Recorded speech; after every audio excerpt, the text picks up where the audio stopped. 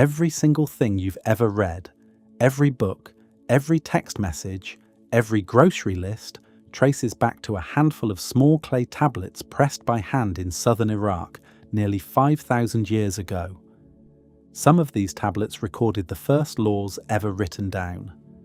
Others recorded a flood story so old it likely inspired the Bible.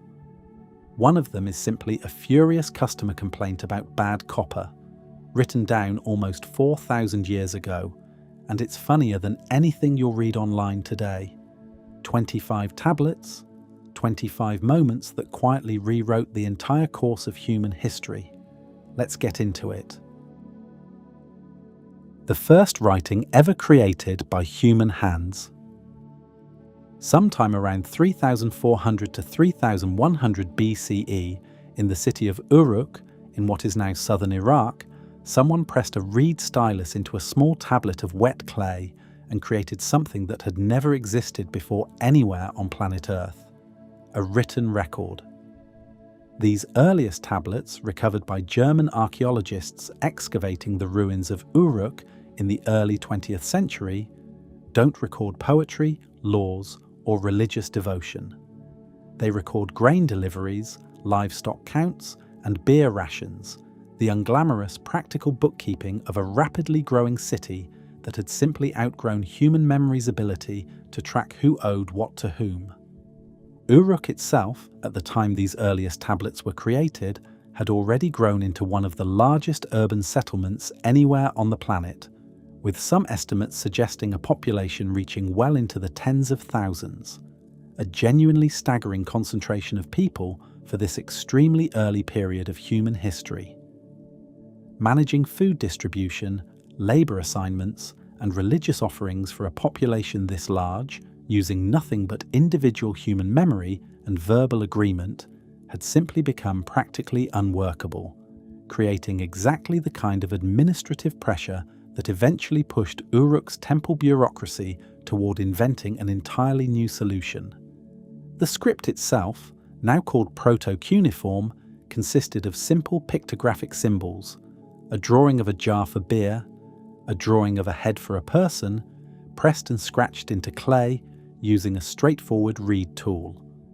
It wasn't yet capable of recording spoken language directly, the way writing does today. It functioned more like a specialized accounting shorthand, a system of symbols and numbers that administrators had developed specifically to track the movement of goods through Uruk's temple economy, which by this point had grown large and complex enough that verbal agreements and human memory alone could no longer keep everything straight. What makes these tablets so quietly staggering, once you actually sit with the fact of them, is that writing itself, an invention so fundamental that every subsequent civilization on Earth would eventually depend on some version of it, wasn't handed down from anywhere. It was built here, from scratch, by administrators trying to solve an extremely mundane problem. How do you remember exactly how much barley the temple delivered to which household 3 months ago, when your city now has tens of thousands of people living in it? Over the following several centuries, this simple accounting shorthand gradually evolved into something considerably more powerful. Scribes began combining symbols to represent sounds rather than just objects, allowing the script to capture spoken language directly for the first time, including names, grammar, and eventually entire sentences. By around 2900 BCE, cuneiform script, so named centuries later by scholars because of its distinctive wedge-shaped marks, had become fully capable of recording connected, readable speech, transforming from a narrow bookkeeping tool into the foundation for every literary, legal, religious, and scientific text the Sumerians and their successors would go on to produce for the next 3,000 years. It's worth sitting with just how enormous this shift actually was. Before these tablets, human knowledge existed only in memory, passed from person to person, vulnerable to being distorted, forgotten, or lost entirely the moment the person holding it died. After these tablets, knowledge could exist independently of any single person's memory, stored, copied, and transmitted across generations with a fidelity that oral tradition alone could never fully guarantee. Nearly every civilization that followed, Egyptian, Chinese, Greek, and eventually our own, would build on some version of this same basic insight, that ideas could be captured and preserved outside a living human mind. The specific administrators who pressed these first tablets into shape had absolutely no idea what they were actually creating. They were simply trying to keep track of beer and grain. And yet a remarkably similar accounting problem, tracking goods and debts across a growing economy, had already been solved once before these first tablets were ever made, using an entirely different and considerably stranger system involving small clay tokens sealed inside hollow clay balls. The clay tokens that came before writing itself.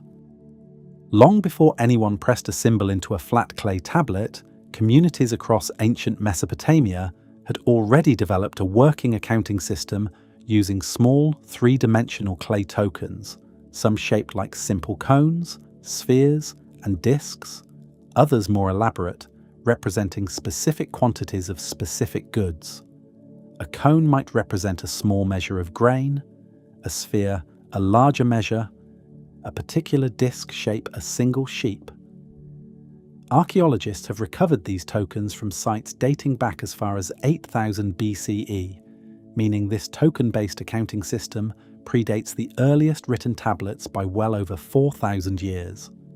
By roughly 3300 BCE, Mesopotamian administrators had developed an ingenious refinement to this token system. Rather than simply handing over a collection of tokens representing an agreement or a debt, they began sealing the relevant tokens inside a hollow clay ball called a bulla, and then critically pressing the outside surface of that same clay ball with the shapes of the tokens sealed within, creating an external record of exactly what was hidden inside, sealed and tamper-resistant, without requiring anyone to break open the bulla itself, just to verify its contents. This clever intermediate step, marking the outside of a sealed container with a record of what's inside, represents one of the most important and most overlooked conceptual leaps in the entire history of writing.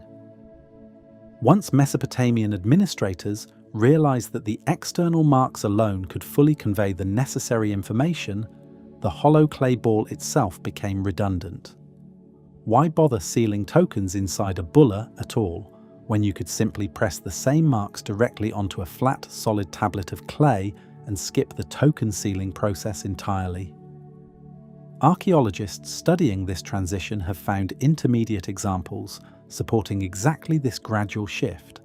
Tablets that still bear the rounded bulla-like shape of their token ball predecessors before the fully flattened tablet format we recognize today became standard. This entire evolutionary sequence, from three-dimensional tokens to tokens sealed within a marked bulla, to a flattened tablet marked directly with the same symbols, represents one of the clearest, most thoroughly documented examples anywhere in the archaeological record of a genuinely gradual technological transition, each step logically building on the one before it, rather than representing any single sudden moment of pure creative insight. This gradual incremental pattern of technological development, rather than the more romantic popular notion of a single flash of inventive genius, actually characterizes the vast majority of genuinely transformative human technological innovations throughout history, writing simply being one of the earliest and most consequential examples we can trace with this degree of archaeological confidence and detail. This discovery, made through careful, patient archaeological detective work across the 20th century, particularly through the research of archaeologist Denise Schmant-Besserat, fundamentally reshaped how historians understand the actual origin of writing itself. Writing wasn't a single flash of inventive genius. It was the gradual, practical endpoint of an accounting system that had already been slowly evolving for thousands of years, refined one small, sensible improvement at a time by administrators simply trying to make record-keeping a little bit easier and a little more tamper-resistant than it had been the year before. Schmant Besserat's research, conducted across several decades beginning in the 1970s, involved painstakingly cataloguing thousands of these small clay tokens held in museum collections around the world, many of which had previously been dismissed by earlier archaeologists as unremarkable gaming pieces or simple decorative objects without any particular historical significance. By carefully comparing the shapes of these tokens against the earliest pictographic symbols found on genuine written tablets, she was able to demonstrate a direct, traceable, and genuinely compelling correspondence between specific token shapes and specific early cuneiform symbols, establishing a continuous developmental link between the token system and written cuneiform that most scholars today consider one of the most significant contributions to our understanding of writing's actual historical origins. These clay tokens and their sealed bullae remind us that even the most revolutionary human inventions rarely arrive suddenly out of nowhere.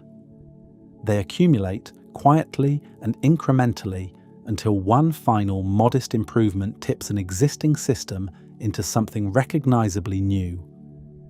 And roughly 3,000 years after this shift from tokens to tablets was fully complete,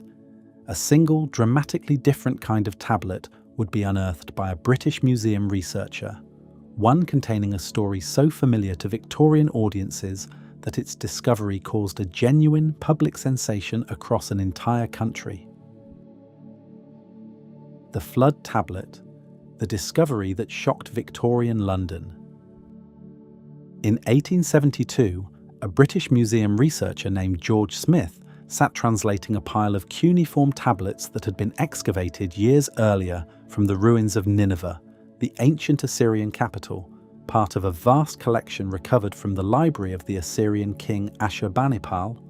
Smith had never received formal university training in ancient languages.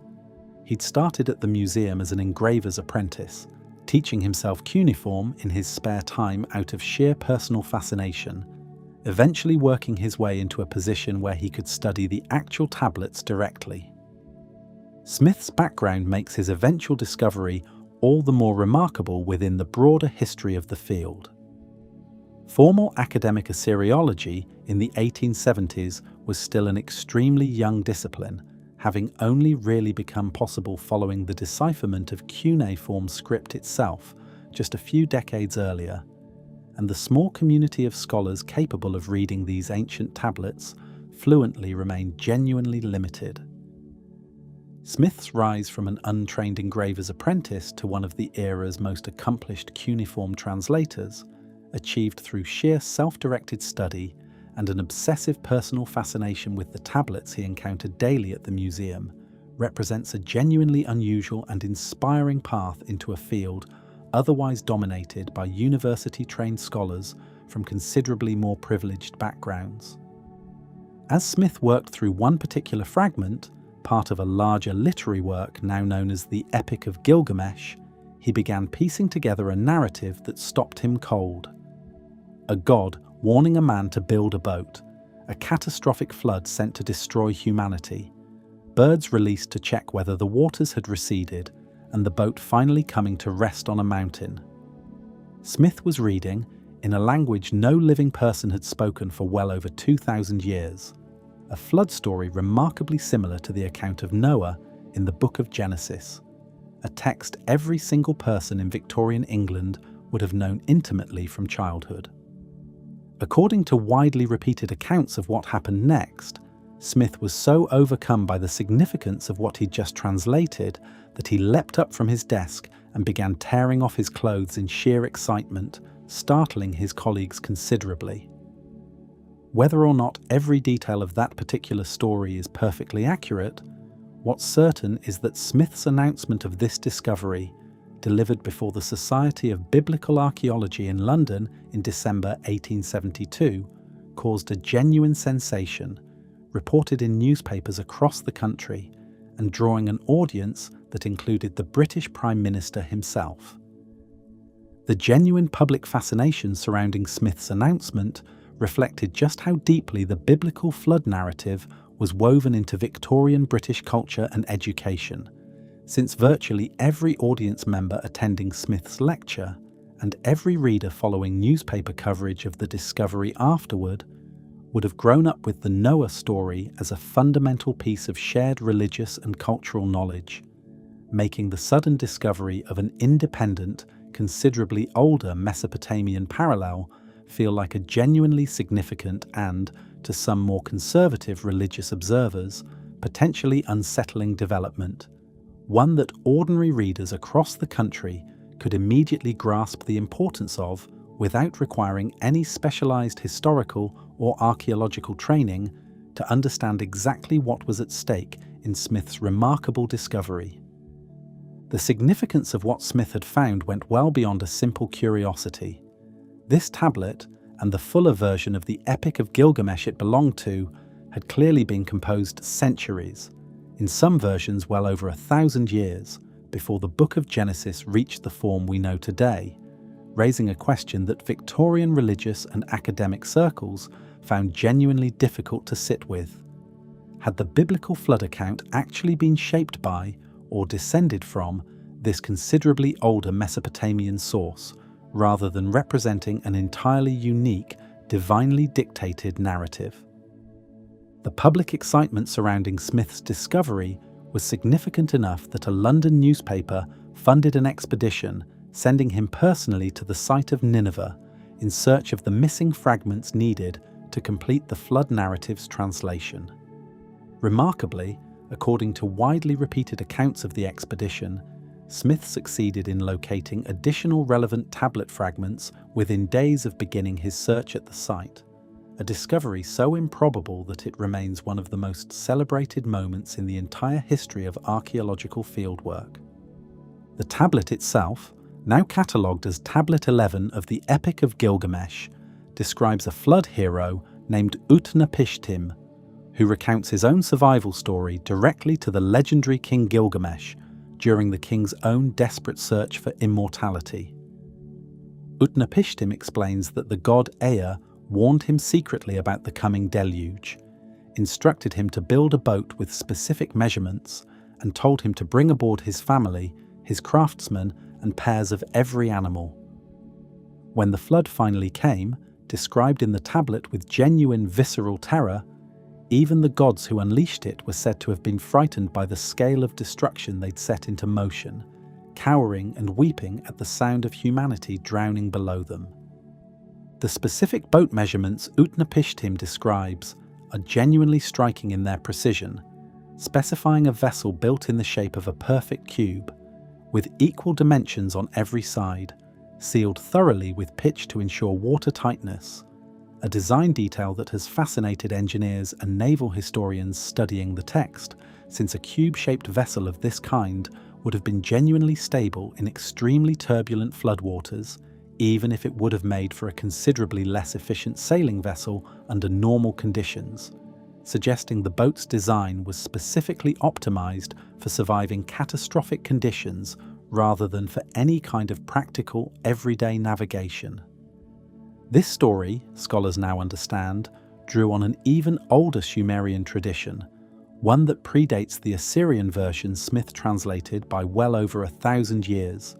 meaning the flood narrative itself had already been copied, retold, and adapted across multiple civilizations and multiple centuries long before it ever reached the form eventually incorporated into the Hebrew Bible. Smith's 1872 discovery didn't just recover a lost piece of literature, it provided the first hard physical evidence that one of the Western world's most foundational religious stories had genuine, traceable roots reaching back into ancient Mesopotamia, centuries before Abraham, according to the Bible's own internal chronology, had even been born. Sadly, George Smith would never get the chance to fully capitalize on the fame his discovery brought him. He died of dysentery in 1876, at just 36 years old, during a later expedition to the Middle East, cutting short what had already become one of the most remarkable careers in the entire history of archaeology. And while Smith's tablet revealed a story of gods and catastrophic floods, a considerably more down-to-earth tablet, discovered decades later, would reveal something almost startlingly relatable. An ordinary Mesopotamian man, absolutely furious about a bad business deal, demanding a refund in terms that still make modern readers laugh out loud nearly 4,000 years later. The oldest customer complaint ever written down.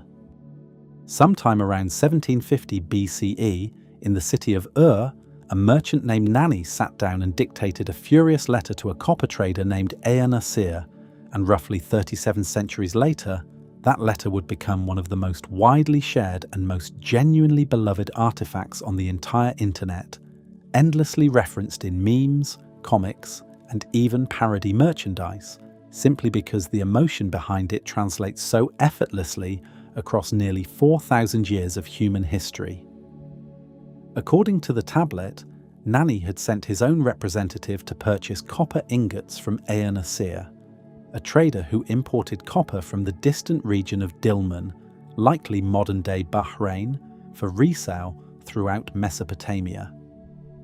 When the copper actually arrived, it was, according to Nani's furious account, of considerably lower quality than what had originally been promised and agreed upon. Worse still, Ea-Nasir had apparently treated Nani's messenger with open contempt, refusing to properly address the complaint and sending him away essentially empty-handed. The tablet preserves Nani's complaint in genuinely striking detail. He describes feeling personally insulted and disrespected by how the entire transaction was handled, insists that the copper delivered was simply unacceptable compared to what was promised,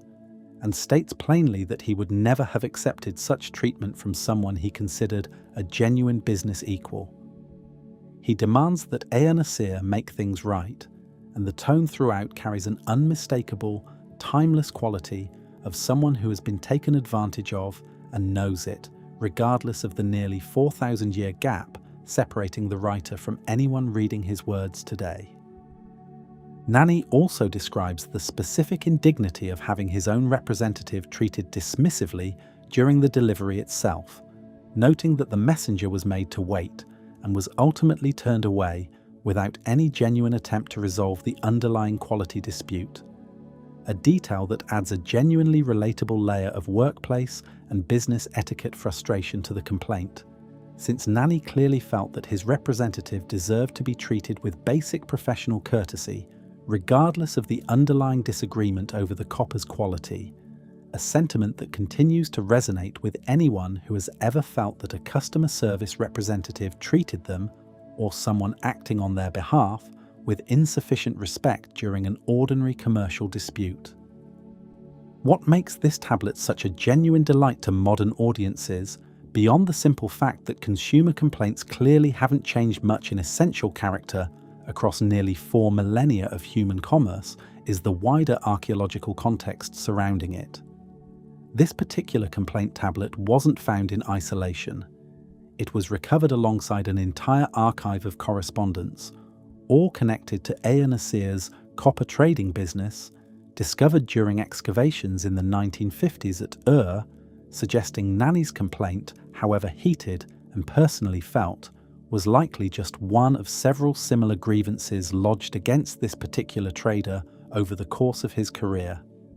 This wider archive, containing dozens of separate tablets related to Ea-Nasir's various business dealings, has allowed historians to reconstruct a genuinely detailed picture of his specific trading operation, including the names of various business partners and associates, the general scale of his copper trading operation, and evidence suggesting he dealt with multiple different customers across an extended period of time,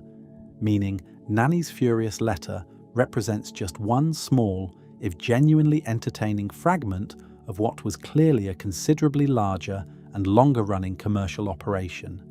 one apparently prone enough to quality and service complaints that at least this single piece of evidence survived to become genuinely famous nearly 4,000 years later. This wider archive paints a genuinely fascinating picture of a real, working, occasionally troubled Mesopotamian business, one dealing in a valuable, long-distance traded commodity, copper, essential for producing bronze tools and weapons throughout the region, and apparently prone to at least occasional disputes over quality and delivery terms, not unlike the kind of supply chain and customer service disagreements that remain entirely familiar to anyone running a business today. Beyond its genuine entertainment value, the tablet offers real, substantive historical insight into how Mesopotamian commercial law and dispute resolution actually functioned in practice. Nanny's complaint wasn't simply an emotional outburst with no practical consequence. Written commercial correspondence like this served a genuine legal and social function, creating a documented record of a grievance that could potentially be referenced in future disputes, brought before local authorities, or used to damage a merchant's reputation among other traders in a commercial community where personal reputation and reliability mattered enormously to ongoing business relationships. The sheer enduring popularity of this particular tablet among modern internet audiences offers a genuinely useful reminder of something worth carrying through the rest of tonight's list. The people who lived nearly 4,000 years ago weren't fundamentally different from us in their everyday emotional lives. They got frustrated with bad service. They felt disrespected when a business relationship soured. They wrote things down when they wanted a permanent, undeniable record of exactly how badly they felt they'd been treated. Ea Nasir's copper may be long gone, but Nanny's fury, preserved by pure archaeological accident, still lands exactly the way he intended it to, nearly 4 millennia later. From a single furious individual demanding justice for himself, we move now to an entire legal code, considerably older than the more famous laws of Hammurabi, establishing some of the very first formal rules ever written down governing how an entire society should treat its most vulnerable members. The Code of Ur-Nammu, law before Hammurabi. Most people who've heard of ancient Mesopotamian law immediately think of Hammurabi's famous code, with its stark, often brutal principle of an eye for an eye. Far fewer people know that a considerably older legal code existed, one that predates Hammurabi by roughly 3 centuries, established under a Sumerian king named Ur-Nammu, who founded the 3rd dynasty of Ur around 2100 BCE.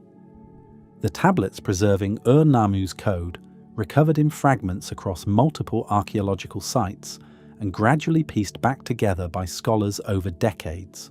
open with a prologue explaining that the king had been granted authority directly by the gods An and Enlil and had used that authority specifically to establish justice throughout the land, removing corrupt officials, standardizing weights and measures, and protecting the weak from exploitation by the powerful,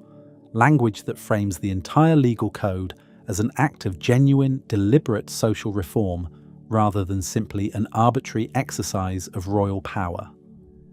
This prologue's specific mention of standardizing weights and measures deserves particular attention, since inconsistent or manipulated measurement standards represented a genuinely significant and widespread source of commercial fraud and dispute throughout the ancient world,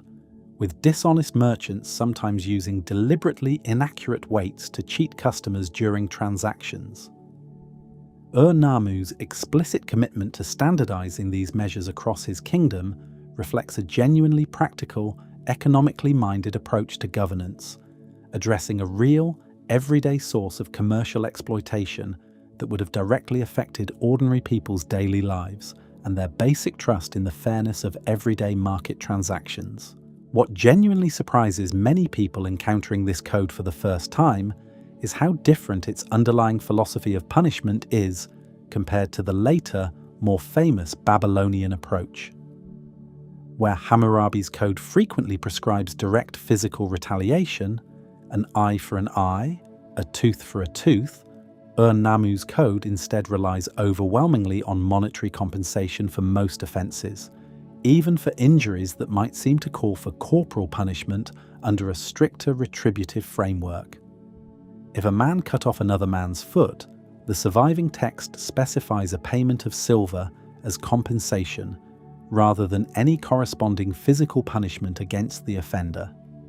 This preference for monetary restitution over direct physical retaliation reflects a genuinely different, arguably more pragmatic approach to justice,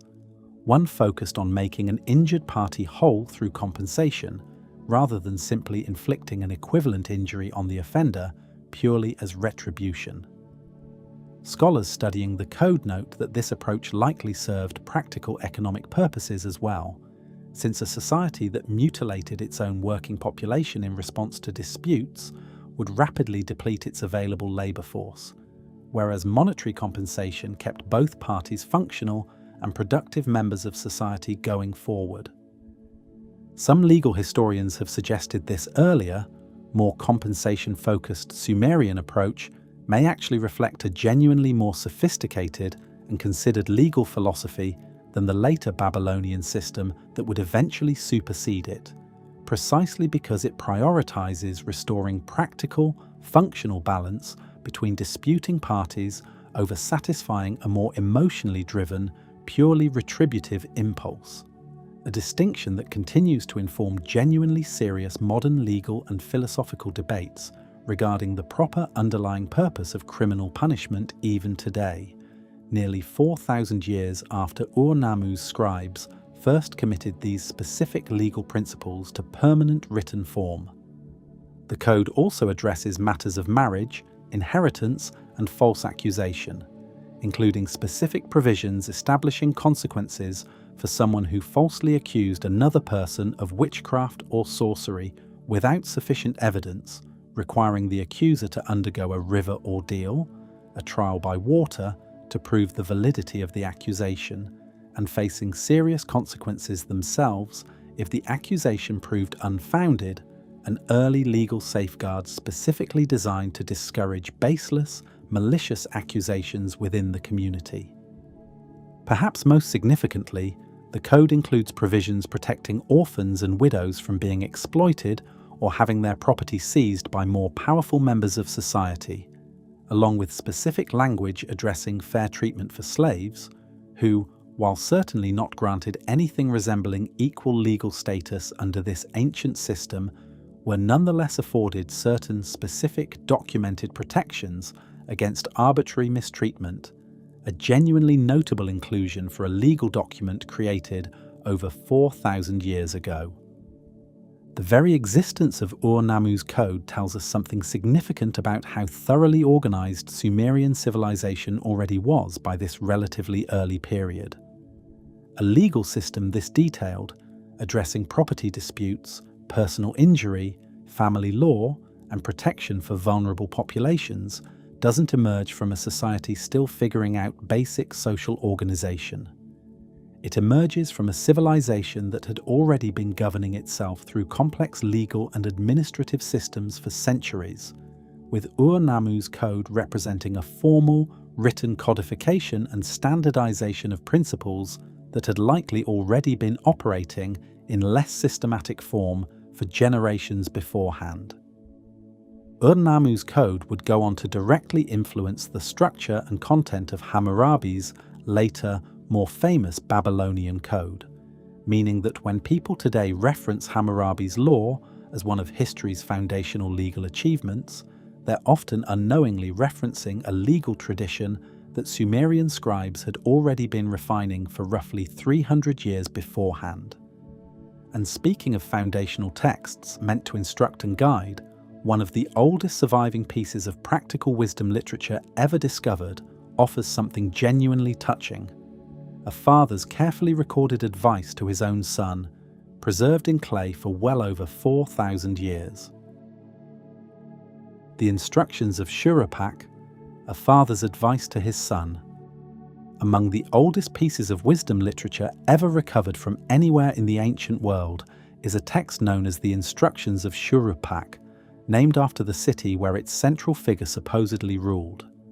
The earliest surviving copies date to around 2600 BCE, making this text genuinely one of the oldest examples of instructional, moralizing literature discovered anywhere on Earth, predating comparable biblical wisdom literature like the Book of Proverbs, by well over 1,000 years. Multiple copies of this text have been recovered from different sites and different time periods, spanning well over 1,000 years of continuous copying and transmission, allowing scholars to trace subtle variations in the text's content and phrasing across this extended period,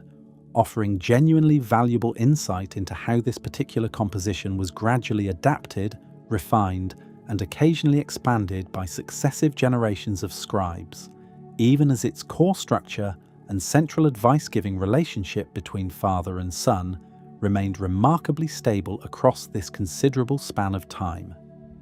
The text takes the form of practical advice delivered by a figure named Shurupak to his son Ziusudra, the very same Ziusudra who, in the older Sumerian flood tradition, would go on to become the flood hero whose story eventually influenced the Gilgamesh flood narrative and, through it, the biblical account of Noah. This connection gives the text a genuinely poignant quality once you know it. A father offering his son practical life guidance, unaware that this particular son would later become one of the most consequential survivors in the entire history of Mesopotamian mythology. The actual content of the advice itself ranges from the genuinely profound to the surprisingly mundane, and reading through it today offers a remarkably intimate window into the everyday values and practical concerns of Sumerian civilization nearly 5,000 years ago. Shurupak advises his son not to boast, not to speak carelessly, and not to associate with troublemakers who might drag him into unnecessary conflict. He warns against dishonest business dealings, cautioning that a merchant who cheats his customers will eventually be found out and will suffer lasting damage to his reputation,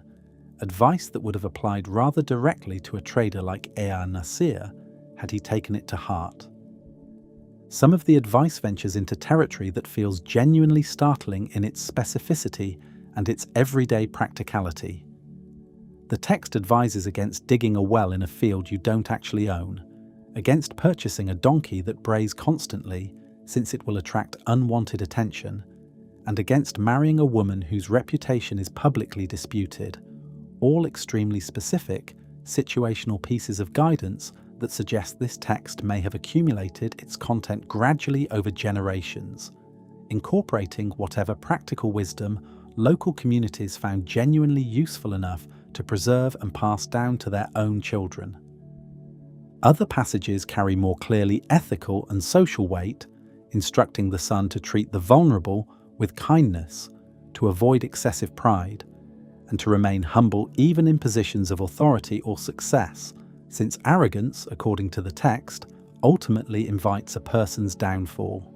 There's also genuinely practical financial advice included, cautioning against excessive generosity that leaves a person without adequate resources for their own family's needs,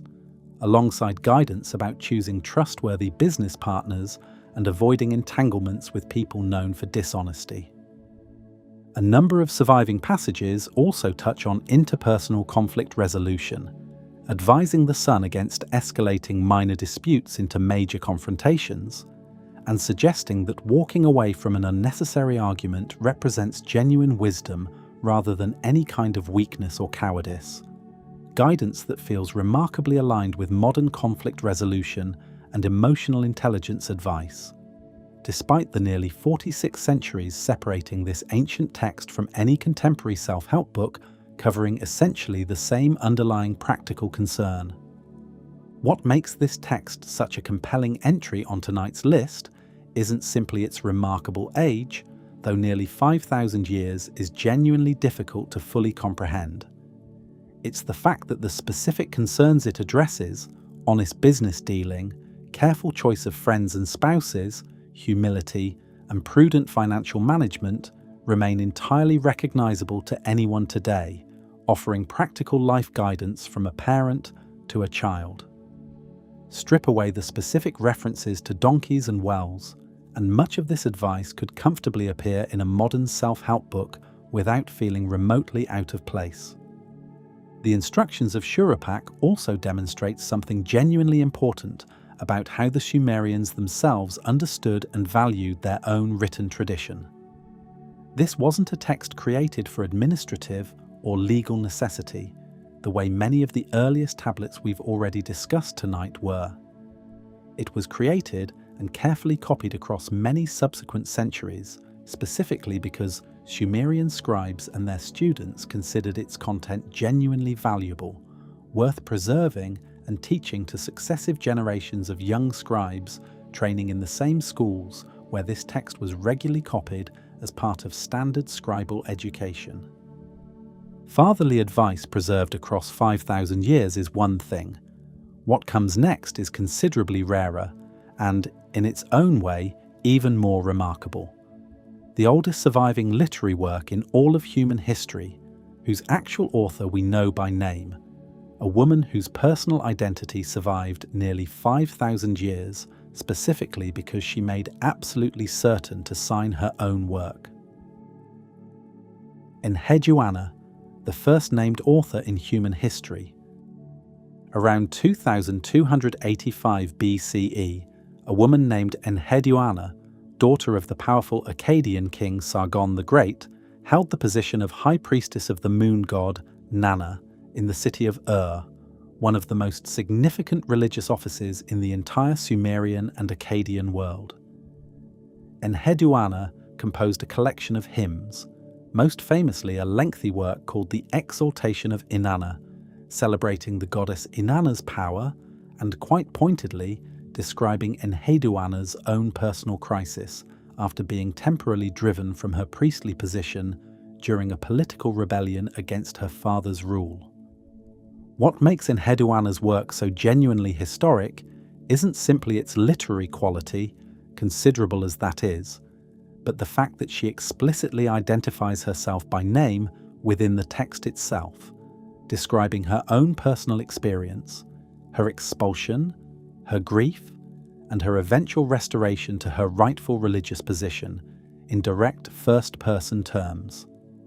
This makes Enheduanna the earliest author in the entire history of human literature whose name we know with genuine confidence, predating every other named author from anywhere in the ancient world, including any known Greek poet, by well over 1,500 years. The Exaltation of Inanna itself is a genuinely powerful piece of religious literature, moving through Enheduanna's praise of the goddess's terrifying, overwhelming power, capable of leveling mountains and overturning the established order of creation itself, before turning to Enheduanna's own personal anguish at having been cast out of her temple during a period of political upheaval led by a rebel named Lugal-Ane, who seized control of and forced Enheduanna into genuine, humiliating exile from the position she'd held for years. The text describes Enheduanna's exile in genuinely affecting terms, describing her as having been treated as though she were a stranger, stripped of the symbols of her office, and left to wander in genuine uncertainty about whether she would ever be restored to her rightful place. She directly appeals to Inanna, praising the goddess in increasingly desperate and increasingly elaborate terms, essentially attempting to win back divine favor through the sheer devotional power of her own composed poetry, treating the hymn itself as an act with genuine, hoped-for practical consequence rather than simply abstract religious expression.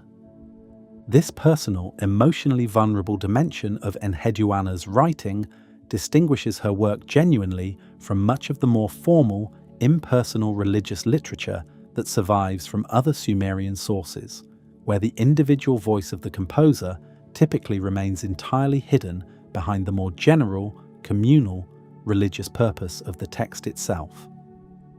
Enheduanna, by contrast, writes with an unmistakable, deeply personal urgency, describing her own specific fear, grief, and desperate hope in terms that feel genuinely immediate, even across nearly 43 centuries of historical distance, offering modern readers one of the earliest and most emotionally direct surviving examples anywhere in world literature of an individual author processing genuine personal crisis through the deliberate act of literary composition.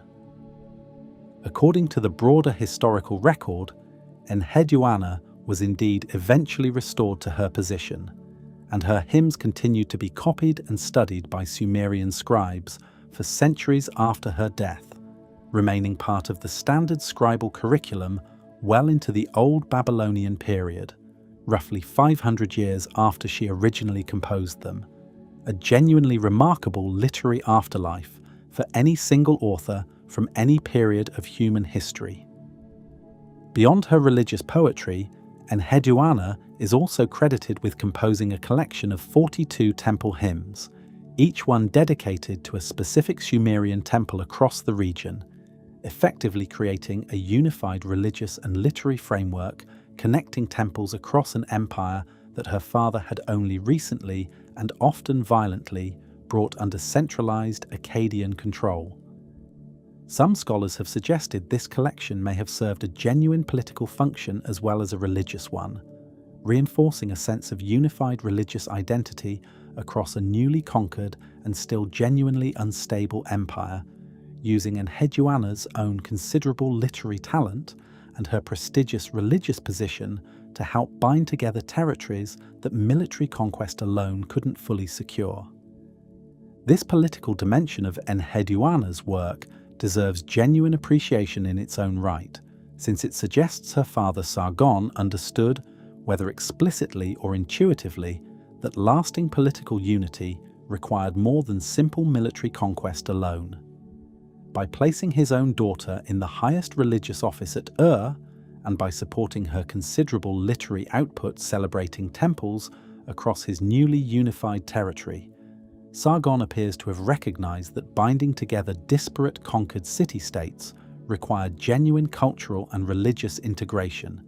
a soft power strategy of empire building that would recur in various forms across numerous subsequent empires throughout the rest of human history.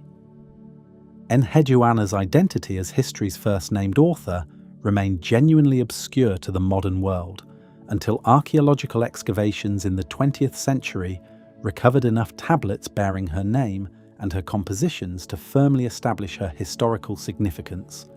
a recognition that continues to grow within academic and popular historical circles today,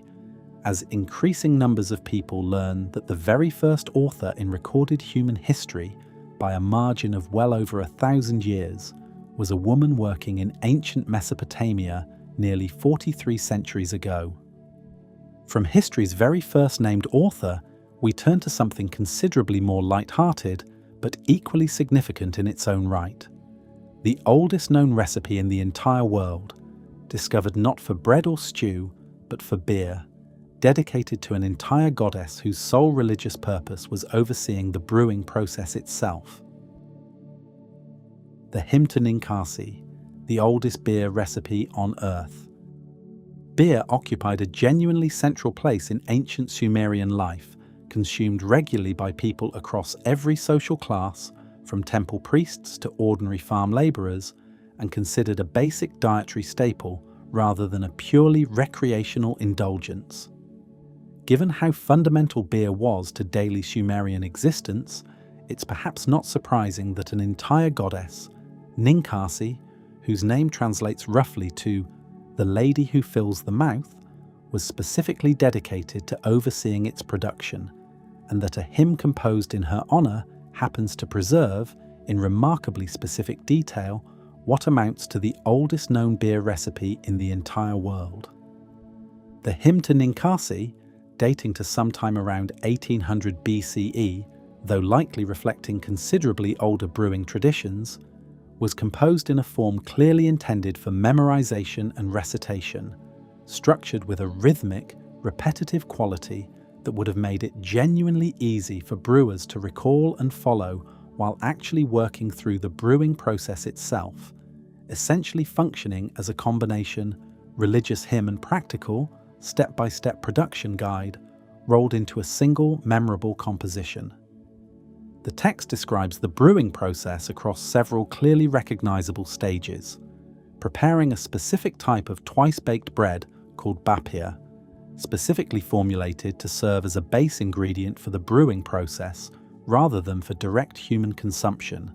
soaking malted grain, combining the bapia and malt together with water in a large fermentation vessel, and allowing the resulting mixture to ferment over a period of time, eventually straining the finished product to remove solid particles before it was ready for drinking, typically through long reed straws designed specifically to draw liquid up from beneath any floating solid remnants still present in the fermentation vessel. The use of these long drinking straws deserves genuine attention in its own right, since surviving Mesopotamian artwork frequently depicts groups of people drinking together from a single large shared vessel using multiple individual straws simultaneously, a genuinely communal drinking practice that archaeologists have confirmed through the discovery of actual surviving straws, some crafted from precious metals like gold and silver for wealthier households, and others made from simpler reed material for more ordinary daily use. Physical artifacts that directly corroborate the practical drinking method the hymn itself describes.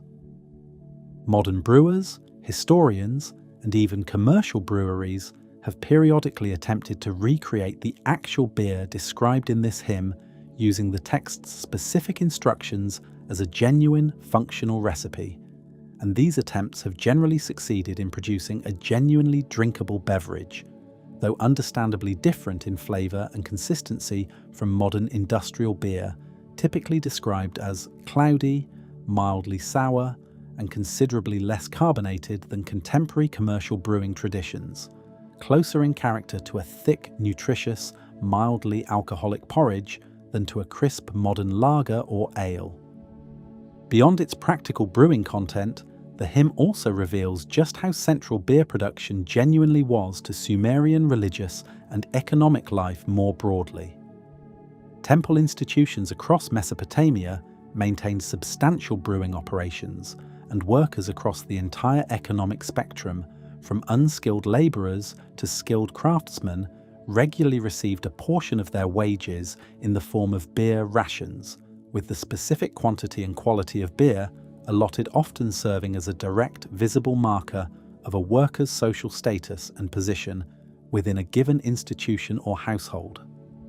Surviving administrative records from temple and palace institutions confirm this wage structure in remarkable, quantified detail, listing specific daily beer allotments assigned to workers of different ranks, with senior officials and skilled craftsmen typically receiving considerably larger allotments than unskilled labourers, creating a genuinely visible, daily reminder of relative social status embedded directly into something as ordinary and universal as a worker's regular beverage ration.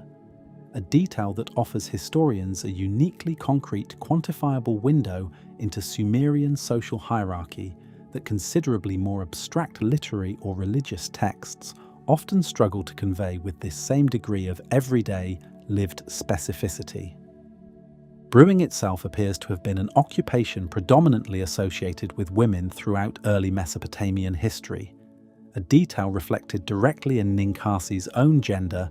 and in surviving administrative records listing numerous women by name and occupation as professional brewers attached to temple and palace institutions. Some scholars have suggested this association between women and brewing may have gradually shifted over subsequent centuries as beer production became increasingly commercialized and centralized within larger institutional operations,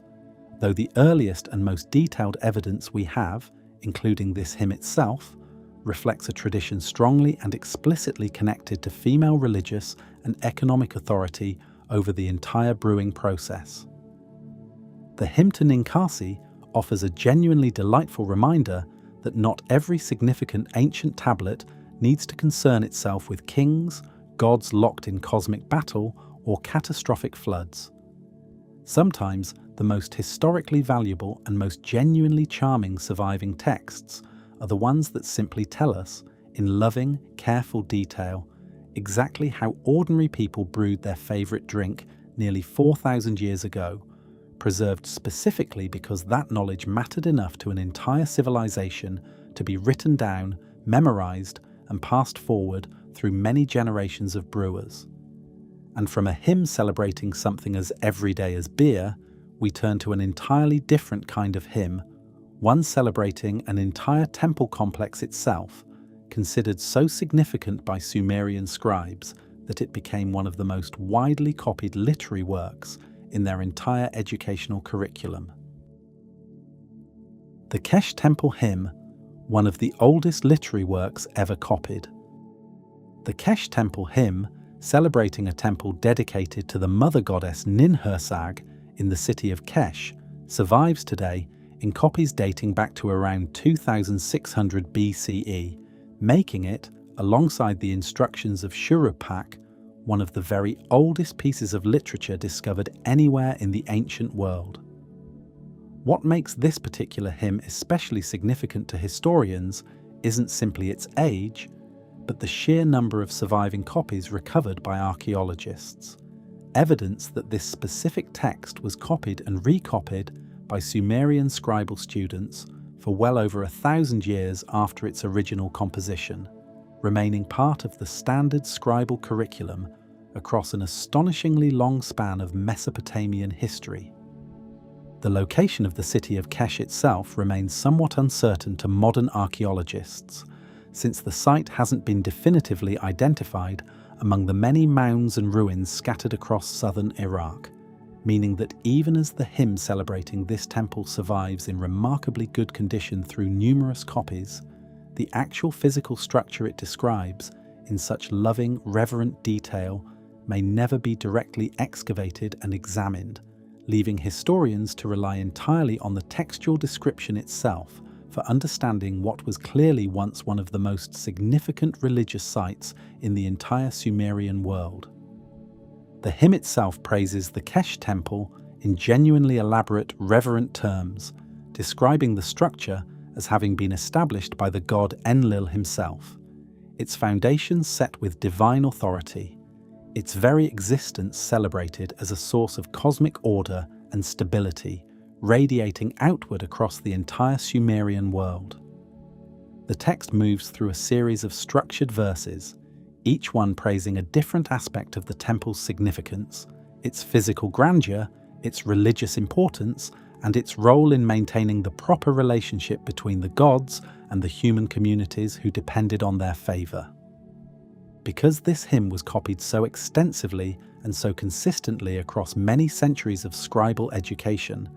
it offers modern historians an unusually valuable window into exactly how Sumerian scribal training actually worked in practice. Students learning to read and write cuneiform didn't simply practice with random exercises.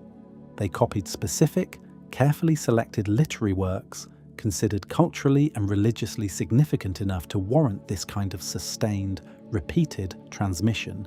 Works that scribal instructors clearly believed every properly educated scribe needed to know by heart as part of their basic professional and cultural literacy. The sheer number of surviving copies of the Kesh Temple hymn, recovered from multiple different archaeological sites and spanning multiple centuries of continuous use, allows scholars studying the text to reconstruct its content with unusual completeness and confidence compared to many other ancient literary works that survive only in a single incomplete copy or in scattered, poorly preserved fragments. This makes the hymn an unusually reliable window into genuine, verified Sumerian religious and literary sensibility from an extremely early period of their civilization's development.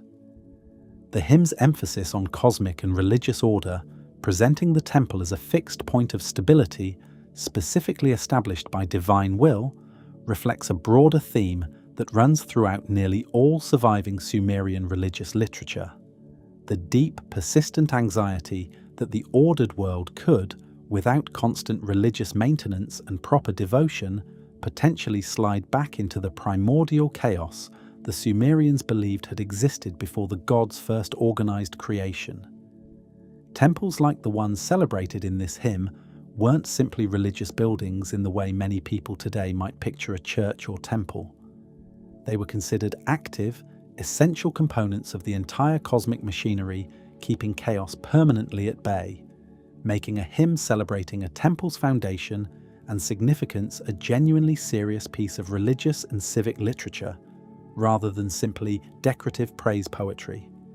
This anxiety about the fragility of cosmic order also helps explain why Sumerian civilization invested such enormous, sustained resources into temple construction, maintenance, and formal religious ceremony across many centuries, since these institutions weren't understood merely as places of individual worship or spiritual comfort, but as genuinely load-bearing structures within the entire cosmological system the Sumerians believed governed their world, requiring constant active maintenance through proper ritual and continued royal patronage to keep the underlying threat of chaos safely contained.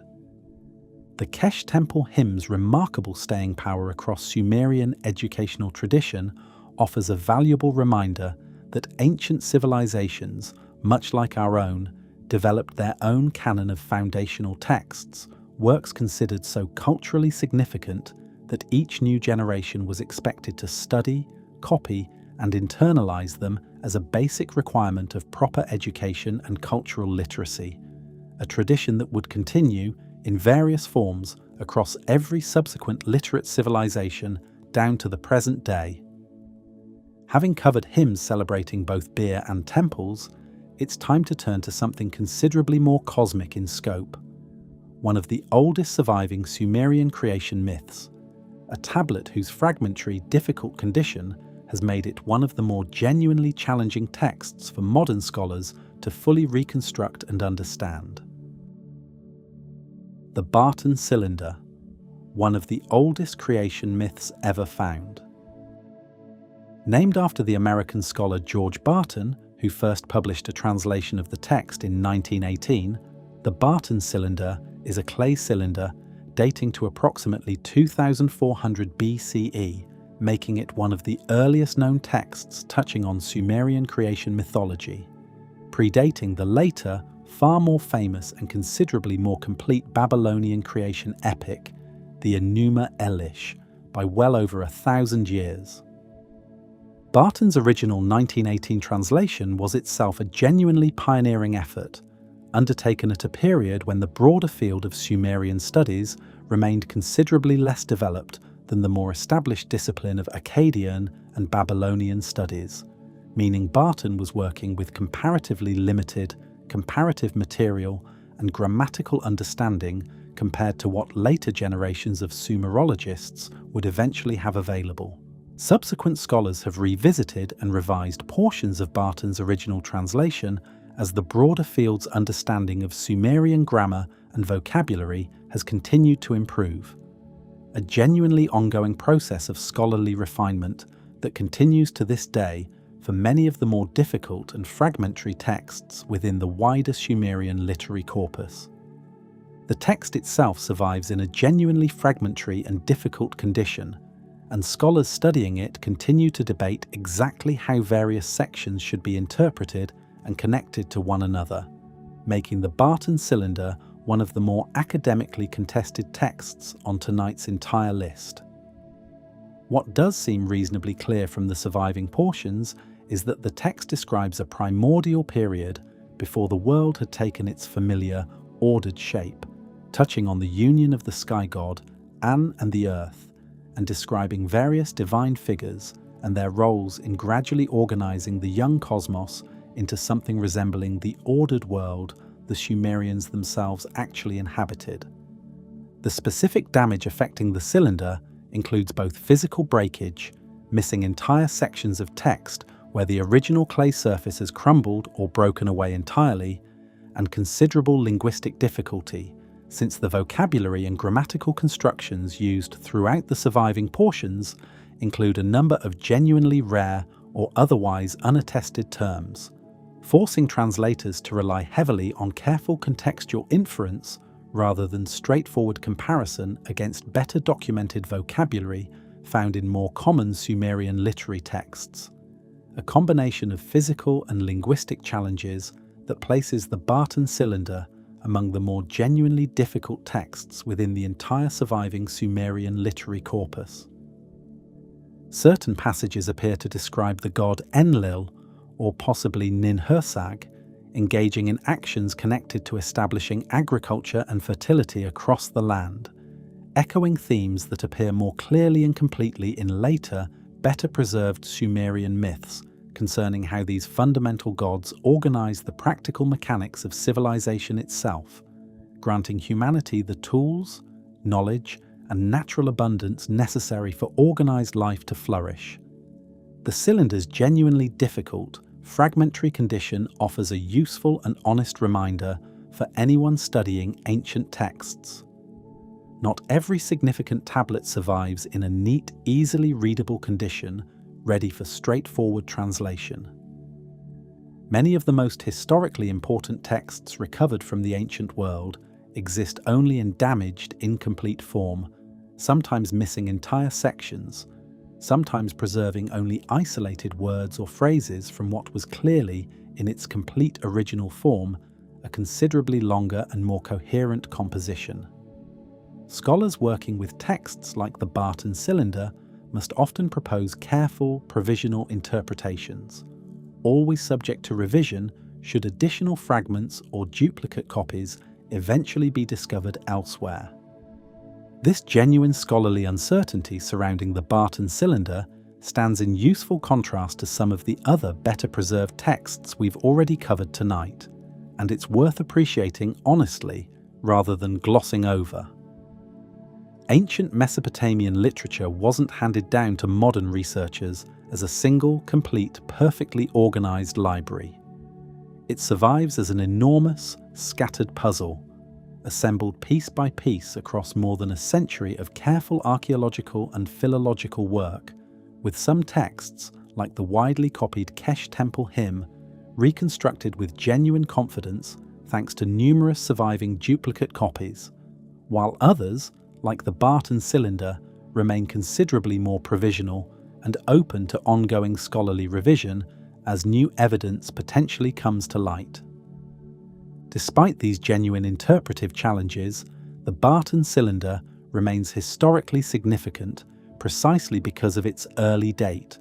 offering researchers a genuine, if imperfect, window into how Sumerian creation mythology was being formulated and recorded at a considerably earlier period than most of the more complete, better-known Mesopotamian creation narratives that would eventually follow it by well over a millennium. From a fragmentary, difficult text describing the very beginning of organized creation, we turn now to one of the most emotionally powerful surviving Sumerian myths, a story describing a goddess's deliberate, calculated journey into the realm of death itself, and the genuinely harrowing price she was forced to pay in order to return. Inanna's descent, pieced together from dozens of broken fragments. The myth of Inanna's descent to the underworld, describing the goddess's journey into her sister Ereshkigal's realm of the dead, her death and eventual resurrection, and the devastating substitution that ultimately followed, ranks among the most sophisticated and emotionally complex works of literature to survive from the ancient Sumerian world.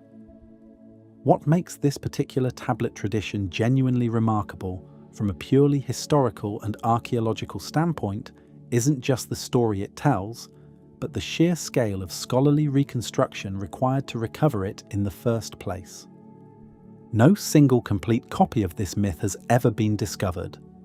Instead, the version modern readers and scholars now rely on has been painstakingly assembled from dozens of separate cuneiform fragments, recovered from multiple different archaeological sites across what is now Iraq, each individual fragment preserving only a portion of the complete narrative, sometimes just a handful of lines, occasionally larger, more substantial sections. Generations of Assyriologists have worked, one fragment at a time, to identify which pieces belong to the same underlying composition, to determine the correct sequence in which they fit together, and to fill remaining gaps using context, parallel passages, and educated philological judgment. Some of these fragments were originally excavated decades apart by entirely different archaeological expeditions working at different sites, and subsequently ended up scattered across different museum collections in different countries, meaning the process of recognizing that two seemingly unrelated fragments actually belonged to the same underlying composition often depended on individual scholars happening to recognize a specific phrase or narrative detail while independently studying tablets held in geographically distant collections. A genuinely serendipitous process of scholarly recognition that continued gradually across many decades before a reasonably complete version of the narrative could finally be assembled and published for wider study. This process of reconstruction, sometimes called textual criticism, represents one of the genuinely unsung, painstaking achievements of modern Assyriology, a discipline that often receives far less popular recognition than the more dramatic moments of tablet discovery itself, like George Smith's excited translation of the Flood tablet decades earlier. Where Smith experienced the thrill of a single, relatively complete discovery, the scholars who reconstructed Inanna's descent achieved something arguably more difficult, piecing together a coherent, complete narrative from a scattered puzzle of tablet fragments recovered across different excavations, different decades, and in several cases, different museum collections located in entirely different countries. The reconstructed narrative itself describes Inanna's calculated decision to claim dominion over the underworld, her humiliating stripping of power and status as she passes through 7 successive gates, her death at the hands of her sister's judges, and her eventual costly resurrection, secured only through the intervention of the god Enki and paid for by the substitution of another figure to take her place among the dead. A story with genuine emotional depth and moral complexity that continues to be studied not just by historians, but by literary scholars examining it as a genuinely sophisticated piece of ancient narrative craft in its own right.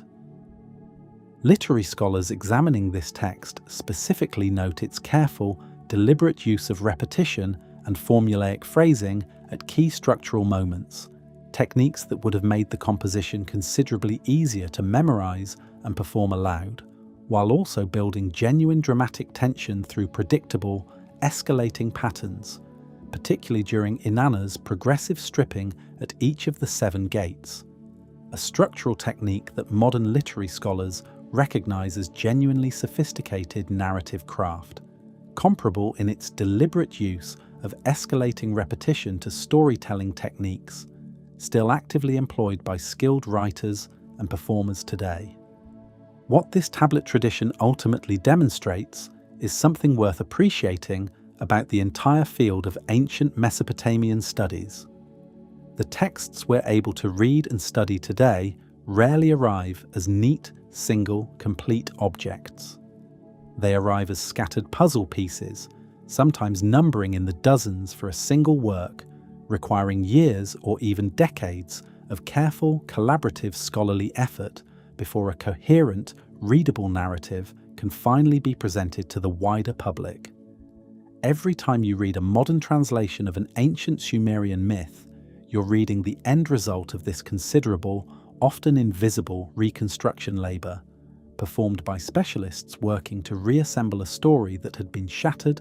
scattered, and buried for nearly 4,000 years before any of the individual pieces were ever recovered. From a myth painstakingly reassembled from scattered fragments, we turn to a different kind of tablet tradition entirely, one describing a rebellion among the gods themselves, and the creation of humanity as a direct, practical solution to that rebellion, a story preserved across a Babylonian epic that drew directly and extensively on much older Sumerian source material.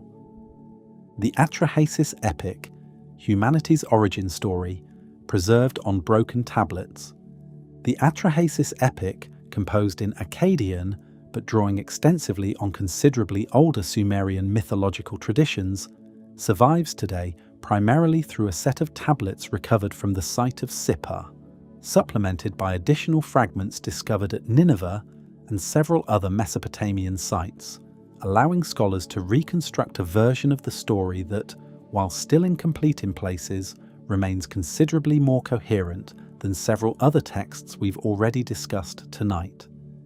The epic describes a divine labor rebellion,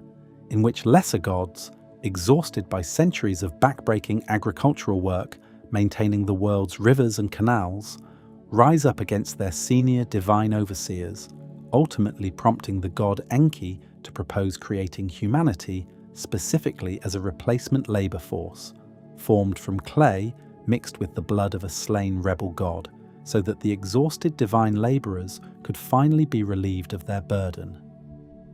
The epic goes on to describe humanity's population eventually growing so large and so noisy that the god Enlil, unable to sleep, resolves to destroy humanity entirely through plague, famine, and finally an overwhelming flood, saved only by Enki's clever intervention on behalf of a single righteous man. What makes the specific tablets preserving this text particularly significant to historians of ancient literature is the colophon, a scribal notation found at the end of one particularly well-preserved copy, identifying the specific scribe responsible for copying it, a man named Ku-aya, along with the specific date the copy was completed, corresponding to a year during the reign of the Babylonian king Ammi-Saduqa, roughly 1630 BCE. This kind of precise scribal attribution offers historians genuinely valuable, concrete evidence about exactly when and by whom specific ancient texts were being actively copied and studied, transforming an otherwise anonymous literary tradition into something connected to a real, individually named person working at a specific, datable moment in Mesopotamian history. Colophons like this one appear across numerous surviving Mesopotamian tablets, and collectively they offer historians a genuinely valuable window into the working lives and professional identities of individual ancient scribes, some of whom appear repeatedly across multiple different surviving tablets, allowing researchers to trace a single scribe's career and output across a span of years, essentially reconstructing fragments of an individual ancient professional biography from scattered administrative notations that their original creators likely never imagined would eventually be studied so carefully, so many centuries after their own working lives had ended. The Atrahasis epic's account of humanity's creation and near destruction offers modern scholars one of the clearest and most complete surviving pictures of how ancient Mesopotamians understood humanity's fundamental relationship with the divine, not as beloved creations existing for their own sake, but as a practical labor force created to serve a specific divine purpose, whose continued existence depended entirely on staying within limits the gods themselves found tolerable. This transactional, pragmatic framing differs considerably from later religious traditions that would eventually develop across the region, offering historians a genuinely valuable window into an earlier, distinctly different theological framework that predates and likely influenced those later traditions in ways scholars continue to study and trace in detail. Comparative religious scholars examining this framing alongside later Mesopotamian and eventually biblical creation narratives note a gradual but genuinely significant theological shift occurring across the many centuries separating these various compositions, moving from this earlier, more starkly transactional relationship between humanity and the divine toward considerably more relational, covenant-based theological frameworks in later religious traditions, a genuinely important developmental trajectory that becomes far easier to trace and understand once the Atrahasis epic's own distinctly earlier perspective is properly taken into account alongside these later texts. The tablets preserving this epic also demonstrate something important about how thoroughly interconnected Sumerian and later Babylonian literary tradition genuinely was. Rather than each subsequent Mesopotamian civilization inventing entirely new mythology from scratch, later Akkadian and Babylonian scribes consistently drew on, adapted, and expanded existing Sumerian source material, translating and reworking older stories into new literary forms while generally preserving the core narrative structure and theological content of the original tradition, a pattern of literary inheritance that continued across roughly 2,000 years of continuous Mesopotamian civilization. From a story about humanity's uneasy, transactional relationship with the gods who created it, we turn to a considerably darker tablet tradition, one describing not the creation of a civilization, but the genuine, documented collapse of one, following what Sumerian scribes themselves clearly understood as a catastrophic and deeply traumatic historical event. The Curse of Akkad, a civilization's collapse recorded in real time. Around 2150 BCE, the powerful Akkadian Empire, which had unified much of Mesopotamia under centralized rule for the first time in recorded history, collapsed with a suddenness that genuinely shocked the civilizations that survived it. A Sumerian literary composition known as the Curse of Akkad, likely composed not long after these actual historical events, describes this collapse in vivid, deliberately dramatic terms, framing it as divine punishment inflicted upon the city of Akkad and its ruler for offending the god Enlil. According to the composition, the god Naram-Sin, one of Akkad's most powerful rulers, committed a serious religious transgression by attacking and destroying Enlil's own sacred temple at Nippur, an act of genuine sacrilege that, according to the text, provoked the assembled gods to withdraw their blessing from Akkad entirely, cursing the city with famine, invasion, and total, permanent abandonment. The text describes the resulting devastation in genuinely stark, memorable imagery. Fields that once produced abundant grain, now producing nothing at all, canals falling into disrepair, and the city's population scattering as their once great capital crumbled into ruin around them. Naram-Sin himself was, according to the broader historical record independent of this particular composition, one of the most militarily successful and self-consciously powerful rulers of the entire Akkadian dynasty, becoming the first Mesopotamian king known to have formally declared himself divine during his own lifetime. A genuinely significant and, to many of his contemporaries, likely unsettling break from earlier tradition, where kings typically claimed divine favor and support rather than outright divine status for themselves personally. This specific historical detail adds genuine additional weight to the Curse of Akkad's narrative framing, since a ruler already inclined toward this kind of unprecedented religious self-elevation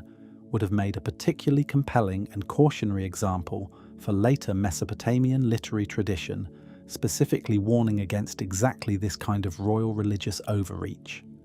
What makes this composition genuinely fascinating from a historical standpoint is the question of how closely its dramatic, religiously framed narrative actually corresponds to genuine historical events. Archaeological and climatological research conducted over recent decades has revealed considerable evidence for a severe, sustained drought affecting the wider region during roughly this exact period, a finding that offers a far more mundane, environmentally grounded explanation for Akkad's collapse than the text's own preferred narrative of specific divine punishment for a single ruler's religious transgression. This tension between the composition's religious framing and the underlying environmental reality, researchers have since documented, offers a genuinely valuable lesson in how ancient literature actually functioned as historical record. The Sumerian scribes who composed and copied the Curse of Akkad weren't attempting to produce objective, dispassionate historical analysis in anything resembling the modern academic sense. They were producing a moralized, theologically framed narrative explaining a genuinely traumatic historical event in terms that made sense within their own religious worldview, one where any catastrophic societal collapse required a corresponding moral or religious explanation, a specific transgression serious enough to justify the scale of suffering that followed. This doesn't mean the composition is historically worthless. Quite the opposite. Even filtered through this religious framing, the text preserves genuine, valuable historical memory of Akkad's actual collapse, including specific details about the invasion of a group called the Gutians, a people from the Zagros Mountains who are independently attested in other historical sources as having genuinely disrupted the region during roughly this same period, providing historians with at least some verifiable historical anchor points buried within the composition's otherwise heavily moralized and dramatized narrative framework. The Curse of Akkad also served an important ongoing political function for centuries after its original composition, offering later Mesopotamian rulers a powerful cautionary example, specifically warning against religious arrogance and disrespect toward established temple institutions, a lesson clearly still considered relevant and worth actively teaching to scribal students hundreds of years after Akkad itself had already crumbled into permanent ruin and irrelevance. This continued political relevance also helps explain why the composition remained part of standard scribal curriculum for so many generations, since later Mesopotamian rulers, well aware of their own dependence on temple institutions for both religious legitimacy and genuine practical administrative support, had clear self-interested reasons for wanting their own scribal officials thoroughly familiar with a cautionary tale specifically illustrating the catastrophic consequences that could follow from any ruler's decision to disrespect or attack these same powerful religious institutions. A lesson with obvious ongoing practical relevance regardless of which specific dynasty happened to be ruling at any given moment across the many subsequent centuries. This composition remained in active circulation. From a text describing an entire civilization's collapse, framed through religious catastrophe, we turn now to the actual documented historical record the Sumerians themselves maintained tracking every king who had ever ruled since the very dawn of civilization, a document that blends genuine historical memory with reign length so extraordinary they stretch credibility well past any ordinary historical timeline. The Sumerian king list, history and legend, written on the same tablet. Preserved most completely on an object known as the Weld Blundell Prism, a four-sided clay column covered in cuneiform script and held today at Oxford's Ashmolean Museum.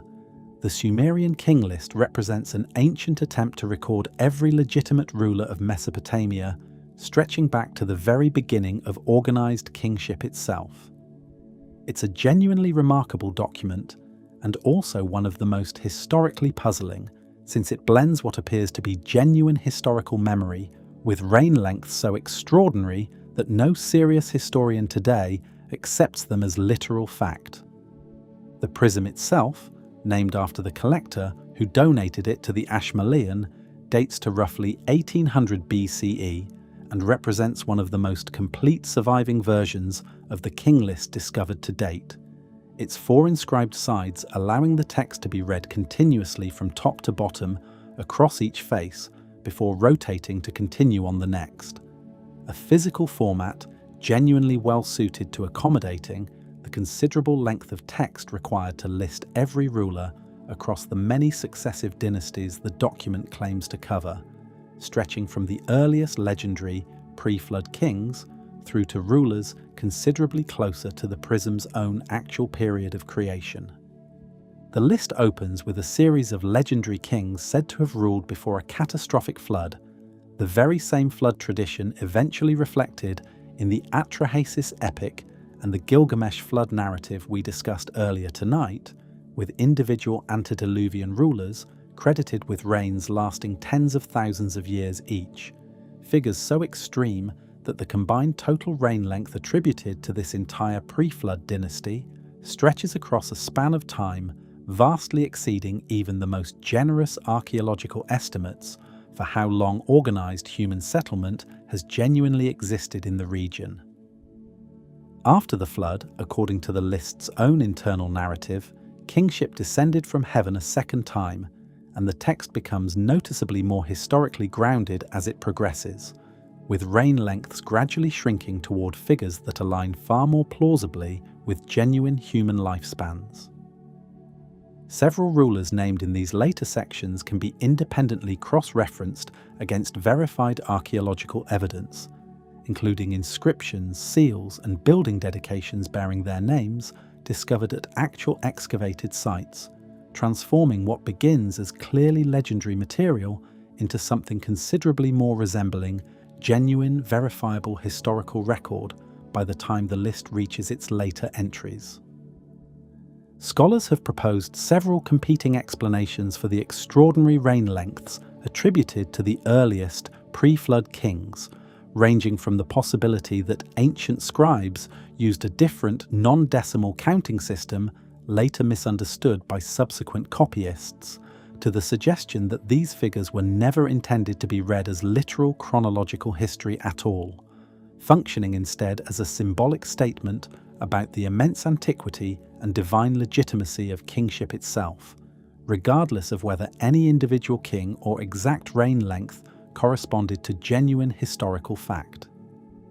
Multiple versions of the Sumerian king list have survived, copied by different scribes in different cities across several centuries, and comparing these versions against one another reveals genuinely interesting variations in exactly which cities and which rulers are included, reflecting the political rivalries and shifting allegiances of the specific scribes and cities responsible for each particular copy. A version compiled under the patronage of one city's ruling dynasty might emphasize that city's own historical primacy, while a version compiled elsewhere might present a subtly different sequence of dominant cities, offering historians a genuinely useful tool for understanding not just the raw chronological data the list claims to record, but also the specific political agendas of the scribes and patrons responsible for each individual surviving copy. The king list's fundamental purpose wasn't simply historical documentation for its own sake. It served an active, ongoing political function, establishing an unbroken chain of legitimate authority that any Mesopotamian ruler needed to trace their own kingship back through, tying their personal legitimacy directly to a tradition the text presents as stretching back, without interruption, to the very moment kingship itself first descended to earth from the heavens. In this sense, the Sumerian king list functioned less like a modern historical record and more like a carefully constructed political document, blending genuine historical memory with deliberate legendary embellishment, specifically to serve the ongoing legitimacy needs of whichever Mesopotamian dynasty happened to be copying and maintaining it at any given moment. This blending of genuine historical record and deliberate political legend makes the king list a genuinely fascinating case study for historians interested in exactly how ancient civilizations constructed and maintained political legitimacy through carefully curated historical narrative, a practice that, while perhaps executed with less dramatic mythological flourish, continues in recognizable form within essentially every modern political system that invokes carefully selected historical precedent and tradition to justify its own current claims to legitimate authority and continuity. From a document blending history and legend to establish royal legitimacy, we turn to something considerably more intimate and personal. A tablet describing an ordinary day in the life of a Sumerian schoolboy, complete with genuine complaints about strict teachers and a father's carefully considered strategy for keeping his son motivated to study. The School Days Tablet, a kid's complaints about school preserved forever.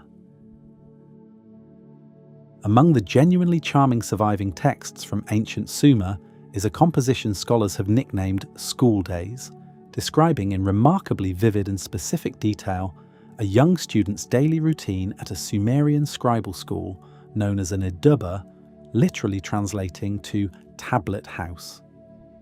Composed sometime during the early 2nd millennium BCE, the text offers one of the most detailed and genuinely relatable surviving accounts of ancient education anywhere in the historical record. The text follows its young narrator through his entire school day, beginning with his morning departure from home, his arrival at school, and a series of increasingly stressful encounters with various school officials, each one finding some fault with the boy's conduct or work and administering physical punishment as a result, a detail that appears remarkably often throughout the text, suggesting corporal punishment was a genuinely routine, expected feature of Sumerian scribal education rather than an unusual or extreme disciplinary measure. According to the text, the young student is punished at various points for talking in class, for standing up without permission, for walking through the school gate improperly, for his handwriting being judged unsatisfactory, and for simply not knowing the answer to a question posed by his teacher, a genuinely exhausting litany of minor infractions that paints scribal education as an environment demanding constant, careful conformity to a considerable number of specific behavioral expectations. The text names several distinct school officials responsible for administering these various punishments, including a gatekeeper responsible for monitoring proper entry and exit from the school grounds, an official specifically responsible for supervising student conduct in the street outside the school, and various instructors responsible for different specific subjects, painting a picture of a genuinely structured, hierarchically organized educational institution with clearly defined staff roles, rather than a single teacher managing every aspect of a student's education alone. A level of institutional organization that continues to genuinely surprise modern readers encountering this text for the first time, given how far back in history this scribal school actually operated. Faced with mounting frustration over his difficult school experience, the boy eventually persuades his father to invite his teacher home for a meal, a diplomatic strategy that proves genuinely effective according to the text's own narrative.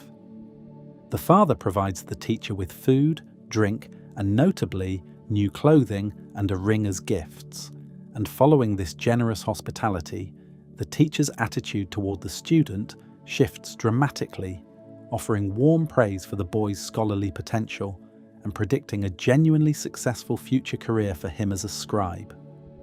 The specific gifts described, food, drink, new clothing, and a ring, represent a genuinely substantial investment on the father's part, suggesting this particular family possessed considerable financial resources and was willing to commit them specifically toward improving their son's educational prospects and his relationship with an influential authority figure,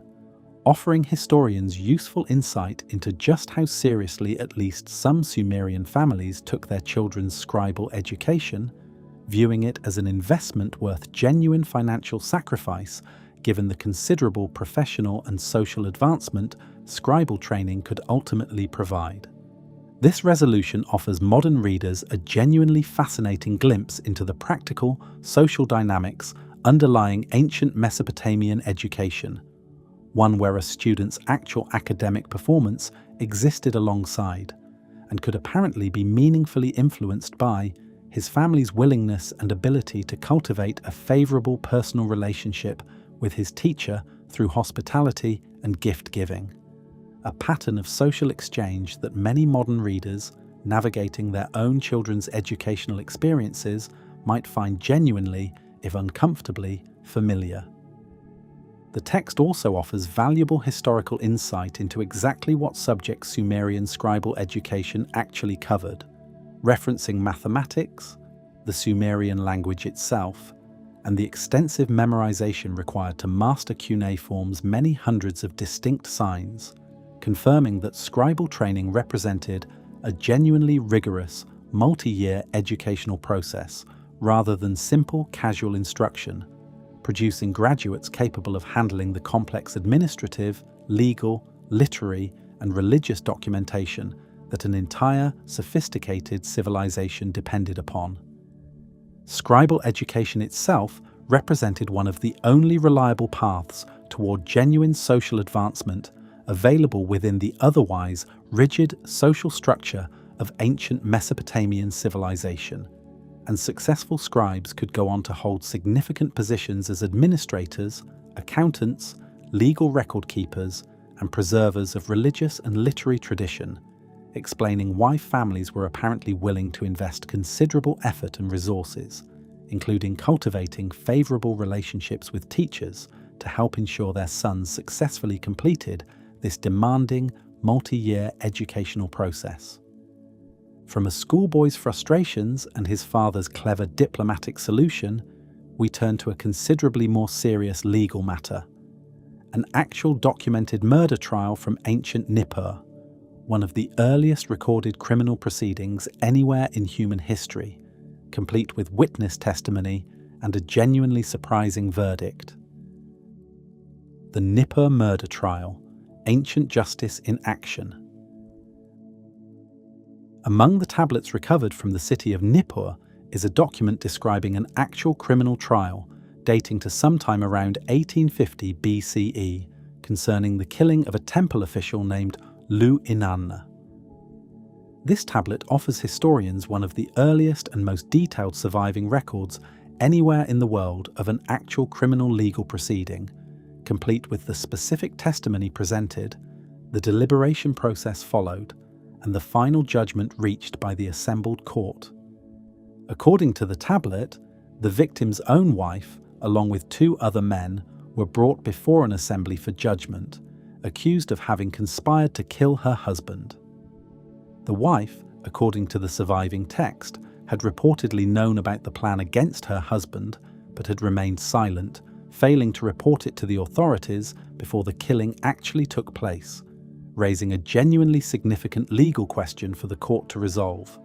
Did her silence, her failure to prevent a killing she knew was being planned, make her equally responsible alongside the men who had actually carried out the act itself? The case was brought before the City Assembly of Nippur, and the tablet records a genuinely fascinating legal debate among the 9 men appointed to render judgment. Several members of the assembly initially argued that all 3 individuals, the wife and her 2 co-conspirators, deserved the same fate, reasoning that her prior knowledge and her silence made her just as culpable as those who had carried out the act itself. 2 members of the court, however, presented a notably different argument, pointing out that the wife herself had suffered directly at her husband's hands during their marriage, information the text suggests emerged during testimony as relevant context the court needed to properly weigh in, reaching its judgment. This 9-member assembly structure itself offers historians genuinely valuable insight into how Sumerian legal proceedings for serious criminal matters were actually organized and conducted, suggesting a formal, deliberative body rather than judgment rendered by a single authority figure acting alone, a structure that required genuine consensus, or at least a clear majority position, to emerge from active discussion and disagreement among the assembled decision-makers, rather than simply reflecting the unilateral opinion of one presiding judge or official. According to the tablet's account, this argument ultimately persuaded the assembly to treat the wife's situation with a degree of distinction from the 2 men who had directly carried out the killing, an outcome that, filtered through admittedly limited surviving textual detail, suggests this ancient court was willing to weigh circumstances and context, including a defendant's own personal history within the household, rather than applying a single, rigid, mechanically identical standard of guilt to every individual involved in a case, regardless of their specific individual circumstances and degree of direct participation. This tablet offers historians something genuinely rare and valuable: direct evidence of an actual functioning ancient legal proceeding, rather than simply an abstract legal code like Ur-Nammu's laws, discussed earlier tonight, describing in the abstract what should happen in a hypothetical case. Here, instead, is a real court considering a real case, weighing real testimony, and reaching an actual documented judgment, offering a genuinely rare window into how Sumerian justice actually operated in practice, rather than simply how it was formally codified in theory. The case also demonstrates that ancient Mesopotamian legal proceedings could involve genuine, substantive deliberation and disagreement among those responsible for rendering judgment, rather than simply mechanical, predetermined application of fixed legal rules, a level of legal sophistication and nuanced, case-specific reasoning that many people might not automatically associate with a civilization existing nearly 4,000 years ago. From an actual courtroom deliberation, weighing genuine human circumstances, we turn now to something considerably more poetic in form, but no less emotionally serious in content. A lengthy, genuinely devastating lament mourning the complete destruction of one of Sumer's greatest cities, composed by scribes who had personally witnessed their entire world collapse around them. The lamentation over the destruction of grief written into clay. Around 2004 BCE, the great city of once the capital of a powerful Sumerian empire, fell to invading Elamite forces, an event so traumatic to the Sumerian civilization that survived it that scribes composed an extended, deliberately mournful literary work specifically to process and commemorate the sheer scale of loss involved. This composition, known today as the Lamentation over the Destruction of ranks among the most emotionally powerful pieces of literature to survive from anywhere in the ancient world. The text describes the city's fall in genuinely harrowing, visceral detail, depicting temples destroyed, the city's population scattered or killed, and the goddess Ningal, Ur's own patron deity, depicted weeping helplessly as she watches her beloved city burn and her people suffer, unable to persuade the other gods to spare her city from the destruction they had already collectively decreed.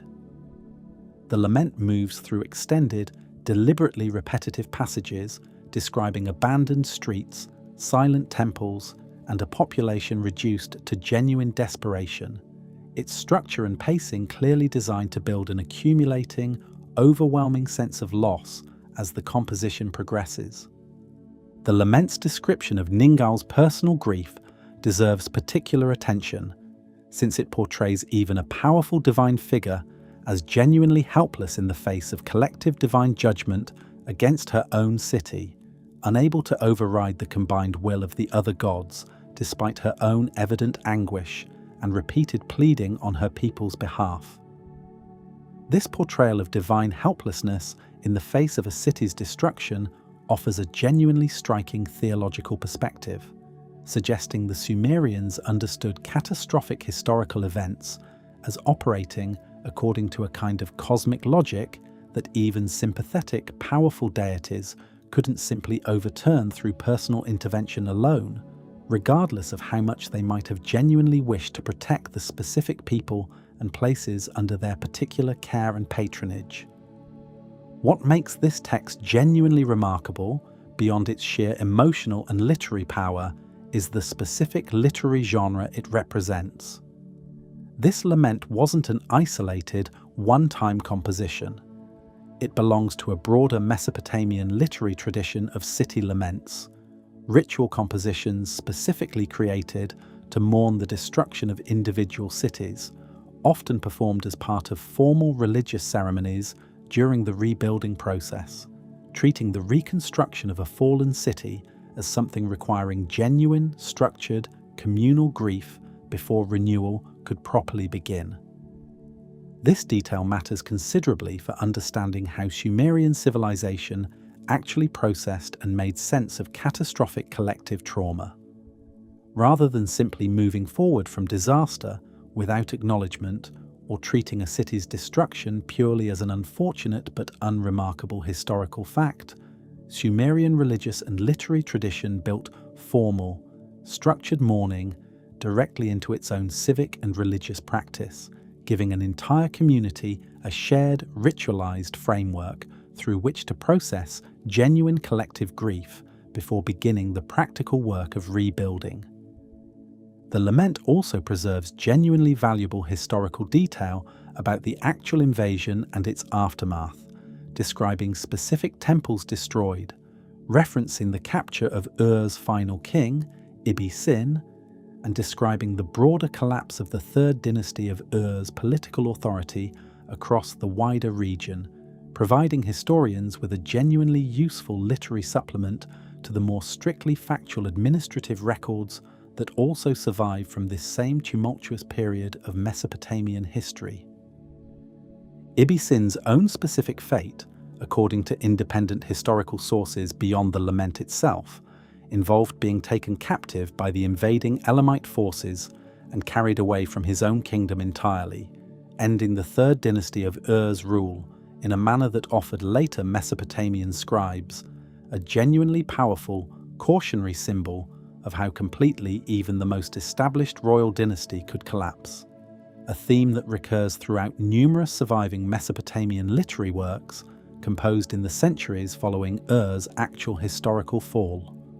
Scholars studying this text and its several related city laments have noted genuine literary sophistication in how these compositions structure grief, moving through distinct stages, from the initial shock of destruction through extended description of the devastation itself, toward eventual passages expressing hope for the city's future restoration and renewal,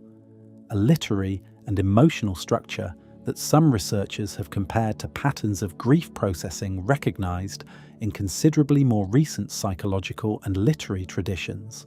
suggesting these ancient scribes had developed a genuinely sophisticated, intuitive understanding of how structured mourning could help a traumatized community eventually move toward recovery and rebuilding.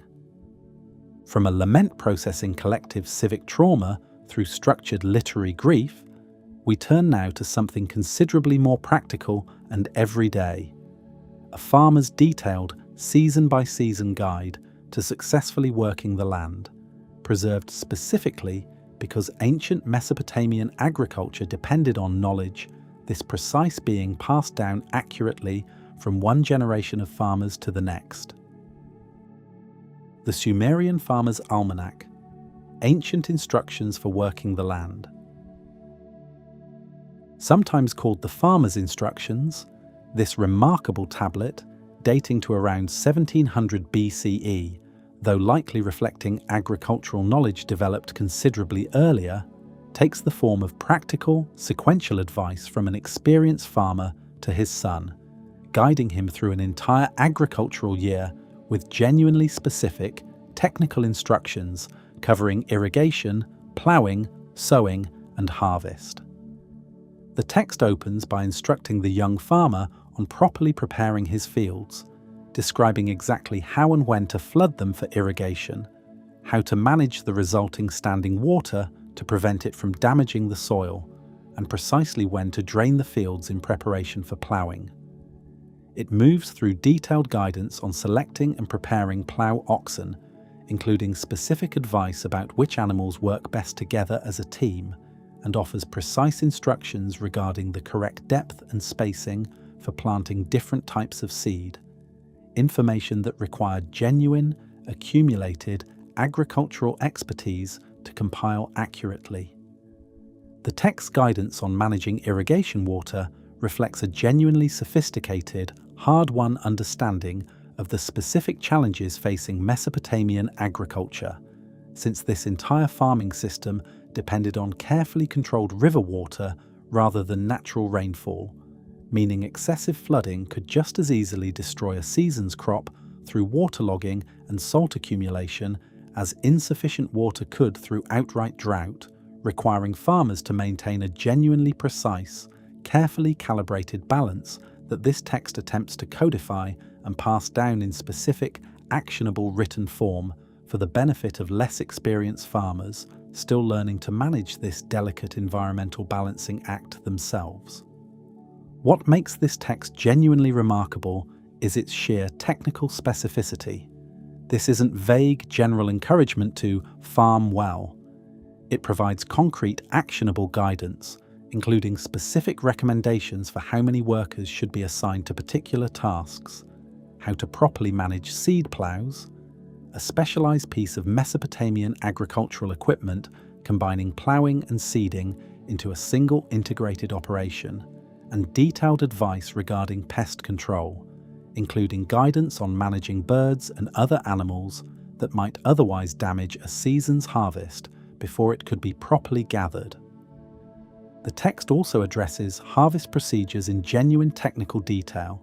describing the correct timing for cutting grain, proper techniques for threshing and winnowing to separate grain from chaff, and appropriate storage methods designed to protect the harvested crop from moisture damage and pest infestation during the following months before the grain would eventually be consumed, traded, or used as seed for the following year's planting. The text's harvest instructions include specific guidance on coordinating the labor of multiple workers simultaneously, since threshing and winnowing grain efficiently at scale required carefully organized teamwork rather than simple individual effort, offering historians useful insight into how Mesopotamian agricultural labor was actually organized and managed during the demanding harvest season, a period when timing mattered enormously, since grain left too long in the field risked damage from weather or pests, while grain harvested too early would fail to reach its full potential yield and nutritional value. This level of detailed technical agricultural guidance offers historians genuinely valuable insight into just how sophisticated and knowledge-intensive Mesopotamian farming actually was. Successfully managing an agricultural operation in this specific environment, dependent entirely on carefully controlled river irrigation rather than reliable natural rainfall,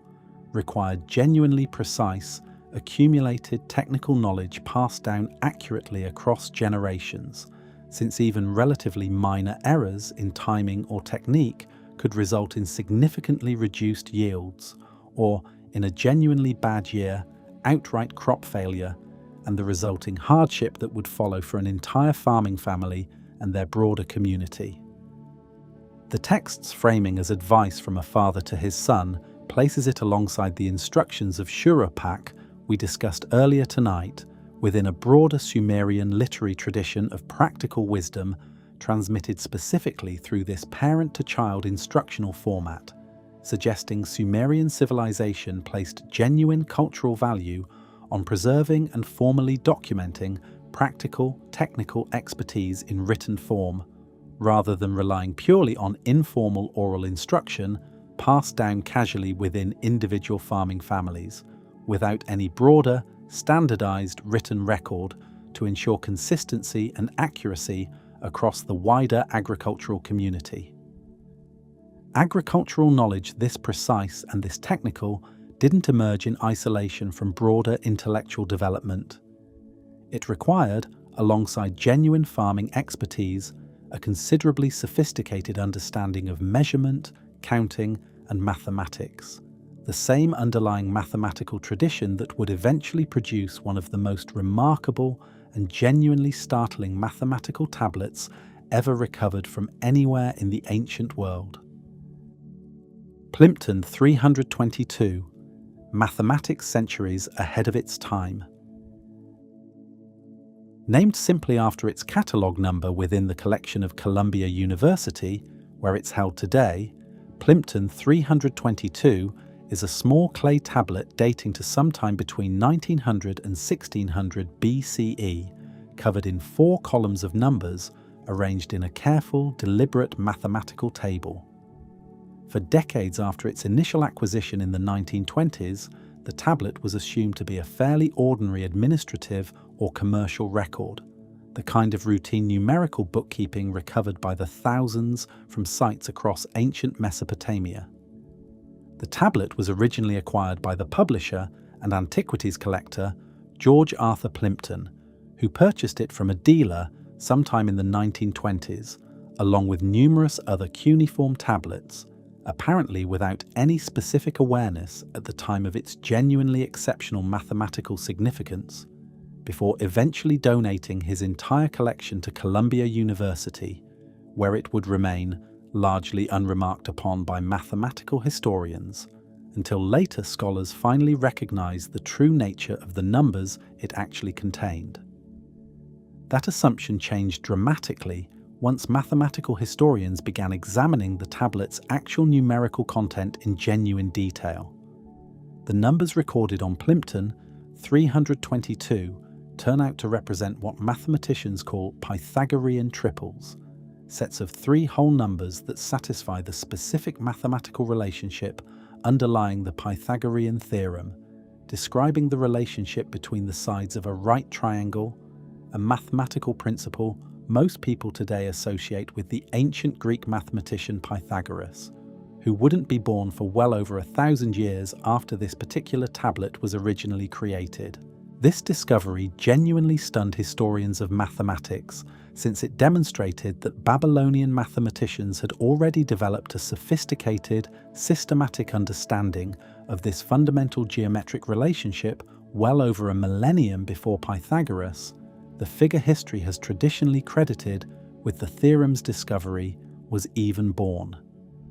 The tablet doesn't simply record a handful of examples either. It presents 15 distinct sets of Pythagorean triples, organized in a careful, methodical sequence that strongly suggests genuine systematic mathematical generation, rather than the numbers having been discovered through simple, isolated trial and error. Scholars continue to actively debate the tablet's exact original purpose. Some researchers propose it functioned as a genuinely practical reference tool for surveyors or builders needing reliable methods for constructing accurate right angles, essential for architectural and land measurement projects throughout Mesopotamian civilization. Others argue the tablet reflects a more purely theoretical mathematical exercise, evidence that Babylonian scholars were exploring numerical relationships for their own intrinsic intellectual interest, quite apart from any immediate, practical construction or surveying application. The specific mathematical method Babylonian scholars use to generate these numbers has itself become a genuinely fascinating subject of ongoing scholarly research, with several competing reconstructions proposed over the decades, each attempting to identify exactly what systematic mathematical procedure could have produced. This particular, carefully ordered sequence of numbers using the specific base 60 numerical system Babylonian mathematicians are independently known to have used throughout their broader mathematical and astronomical work. One particularly influential reconstruction, proposed by mathematical historians studying the tablet's underlying number patterns, suggests Babylonian scribes may have generated these Pythagorean triples using a systematic method involving reciprocal pairs of numbers, a genuinely elegant mathematical technique that, if correctly reconstructed, would demonstrate an even more sophisticated level of abstract number theory than simply recognizing individual triples through observation or trial and error alone. Though this specific reconstruction, like several competing proposals, remains a matter of genuine ongoing scholarly debate, rather than a definitively settled historical fact.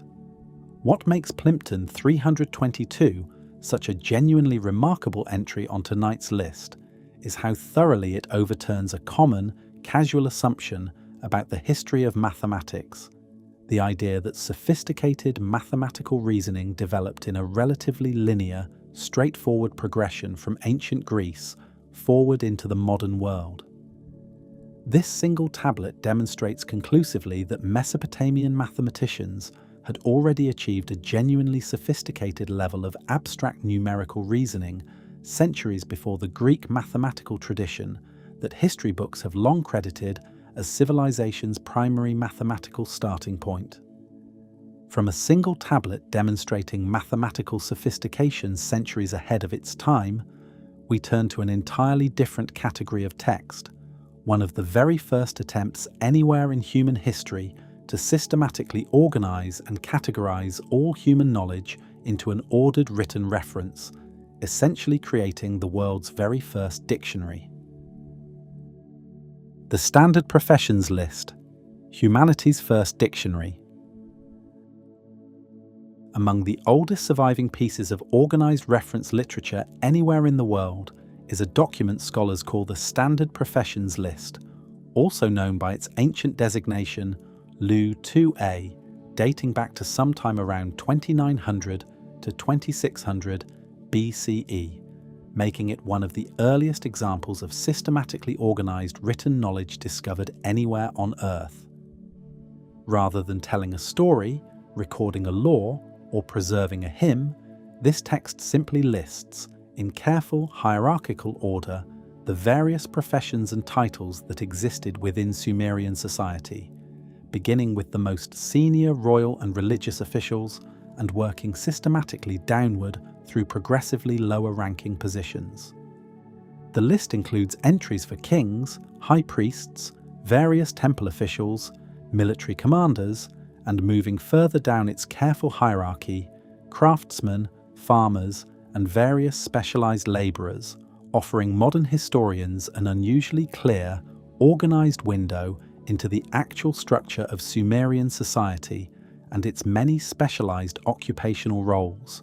all captured within a single, carefully ordered reference document rather than scattered piecemeal across dozens of separate, unrelated administrative records. The list's careful hierarchical ordering, moving systematically from the most senior positions downward, reflects a genuinely deliberate organizational logic that scholars believe mirrors the actual social and administrative hierarchy operating within real Sumerian institutions, meaning this text functioned not simply as a neutral vocabulary reference, but as an implicit map of social status and authority, teaching young scribes not just what specific professional titles existed,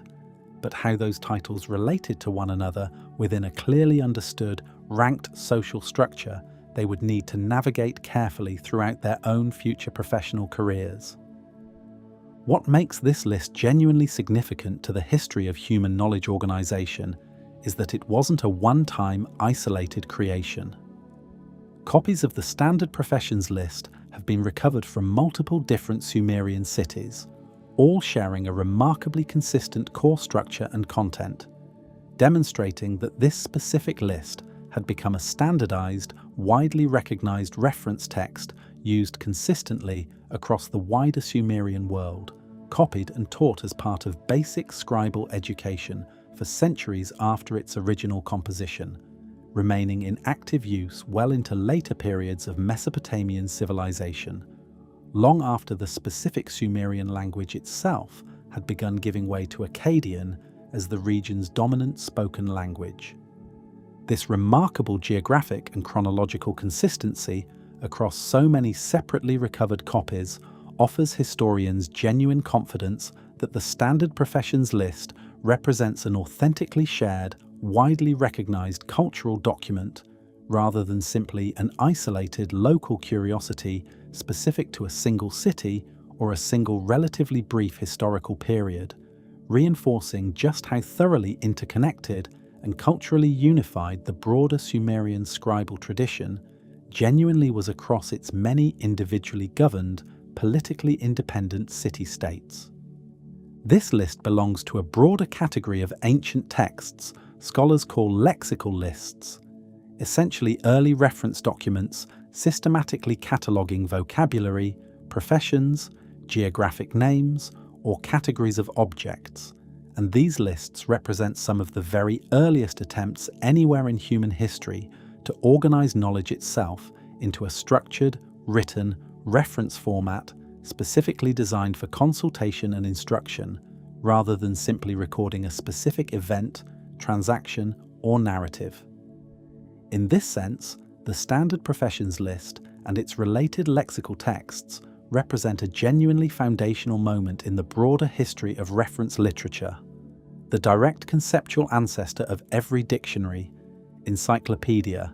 and organized reference work that any subsequent literate civilization would eventually produce. Scribal students training in Sumerian schools would have copied and memorized this list, along with numerous related lexical texts cataloging everything from types of trees and stones to categories of animals and geographic locations as a fundamental part of their basic education, building both their practical vocabulary and their broader conceptual understanding of how Sumerian society itself was organized and categorized. A foundational curriculum that shaped how successive generations of scribes understood their own civilization's social and occupational structure. The very existence of texts like this demonstrates something genuinely important about Sumerian intellectual culture more broadly. A deep, sustained commitment to systematically organizing and categorizing knowledge itself, not merely recording individual facts or events as they happened, but actively building structured reference systems specifically designed to make that accumulated knowledge more easily teachable, more easily consultable, and more reliably transmissible to each successive generation of students. From humanity's first attempt at organized reference literature, we turn to something considerably more monumental in physical scale: a set of inscribed clay cylinders documenting one ruler's ambitious temple construction project, offering historians an unusually detailed first-person account of exactly how a major Mesopotamian building project actually came together. The Gudea cylinders, a ruler's own account of building a temple.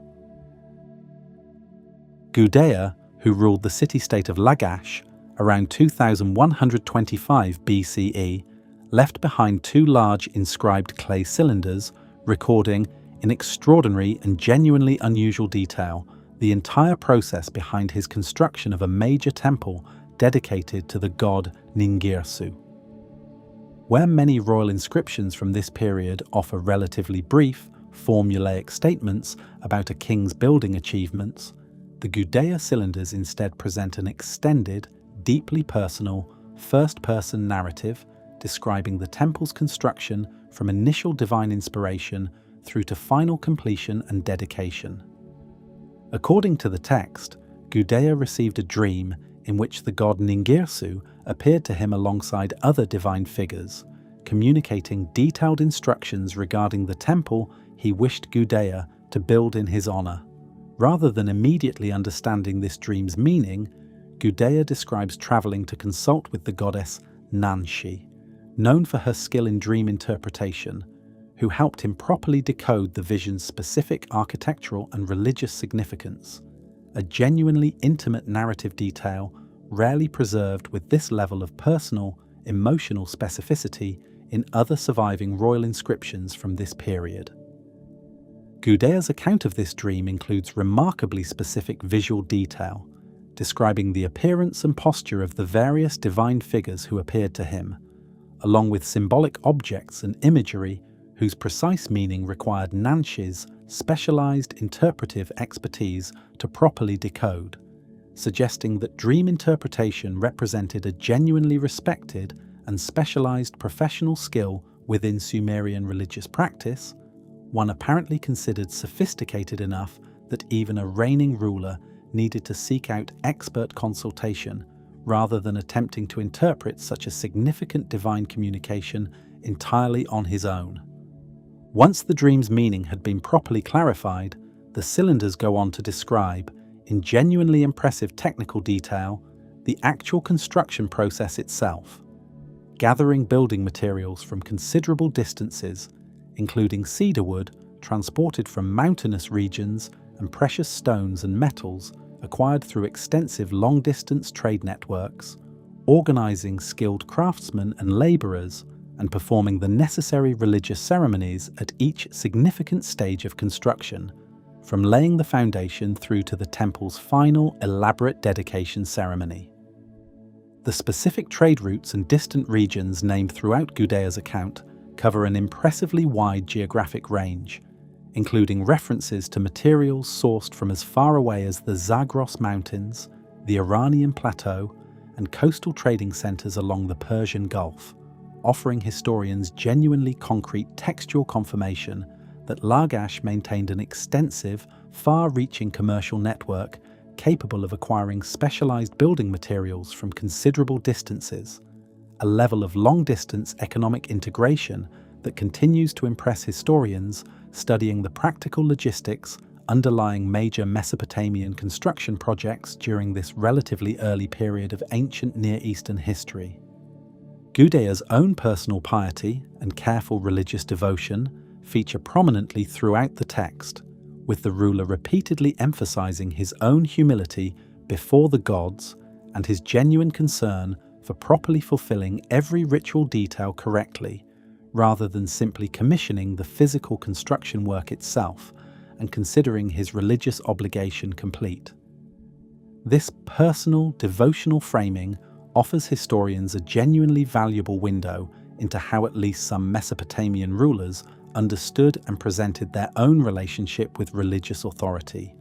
positioning themselves as devoted servants carrying out divine instruction rather than simply powerful, independent political figures acting purely on their own secular initiative and authority.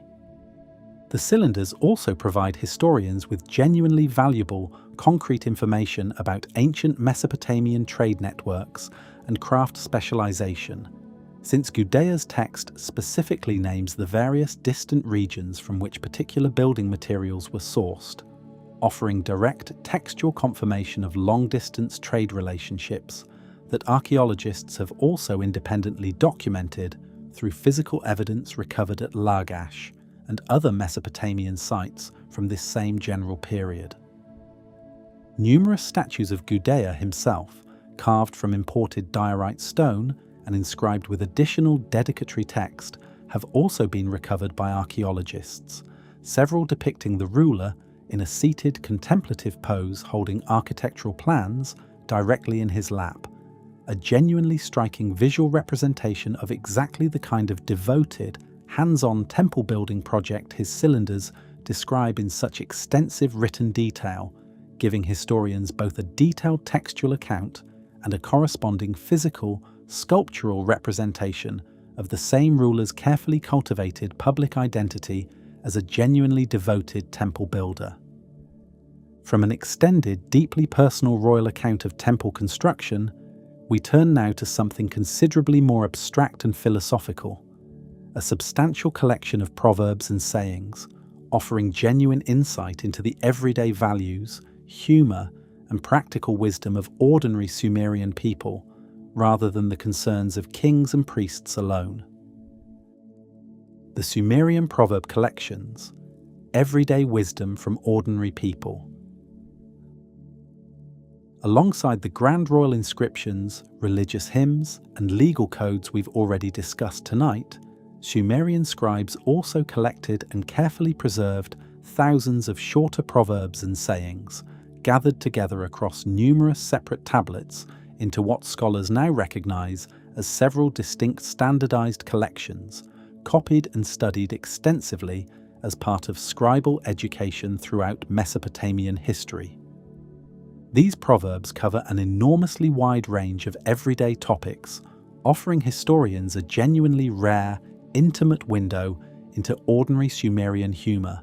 practical concerns, and social attitudes, considerably removed from the more formal, elevated concerns of royal and religious literature.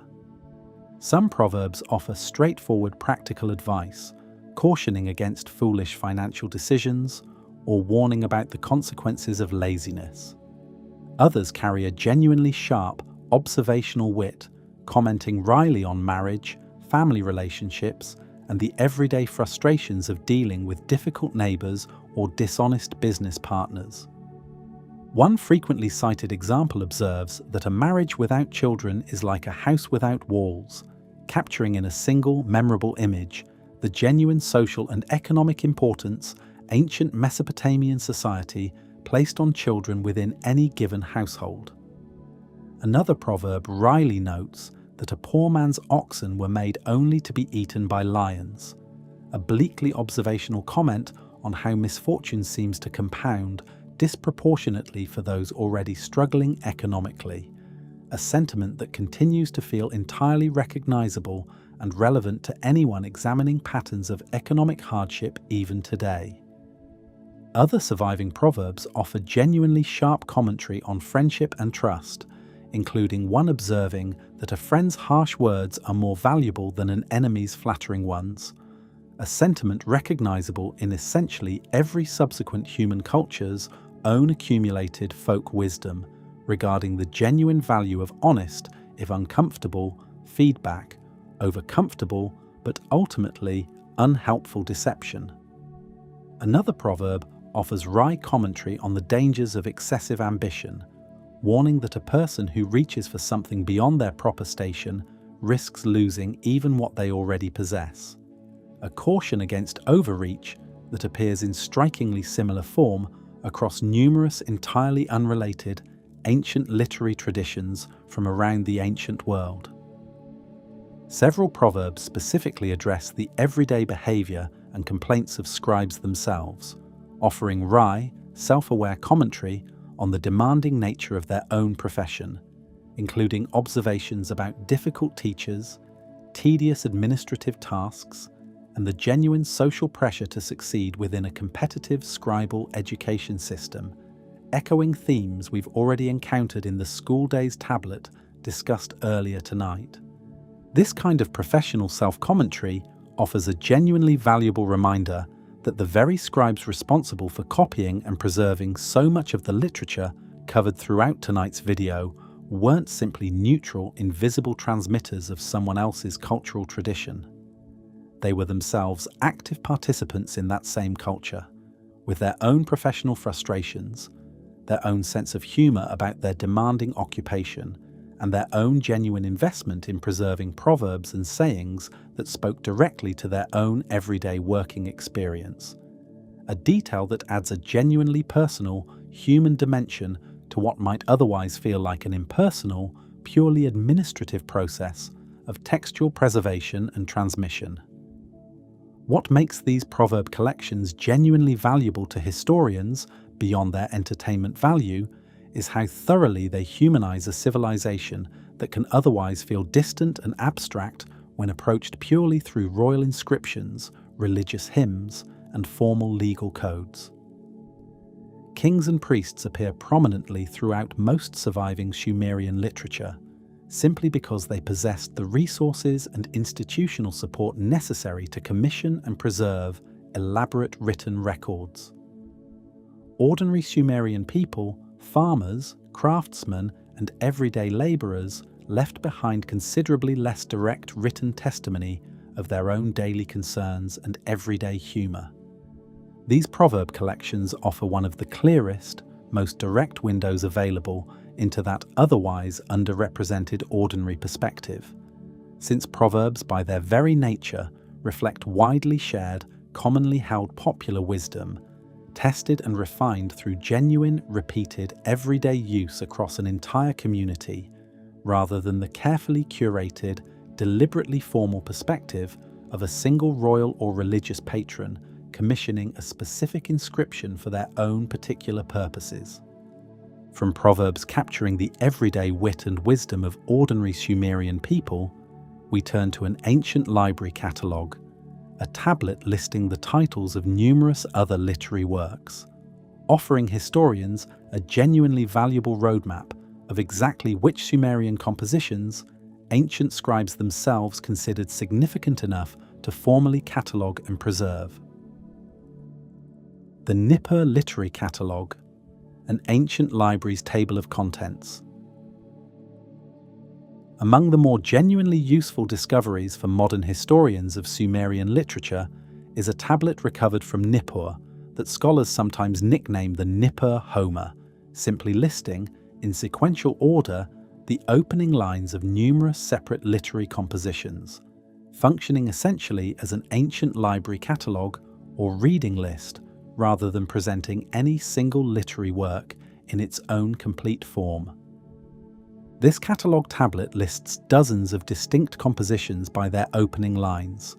a common ancient Mesopotamian convention for identifying and referencing specific texts, similar in basic function to how a modern library catalogue might list a book by its title.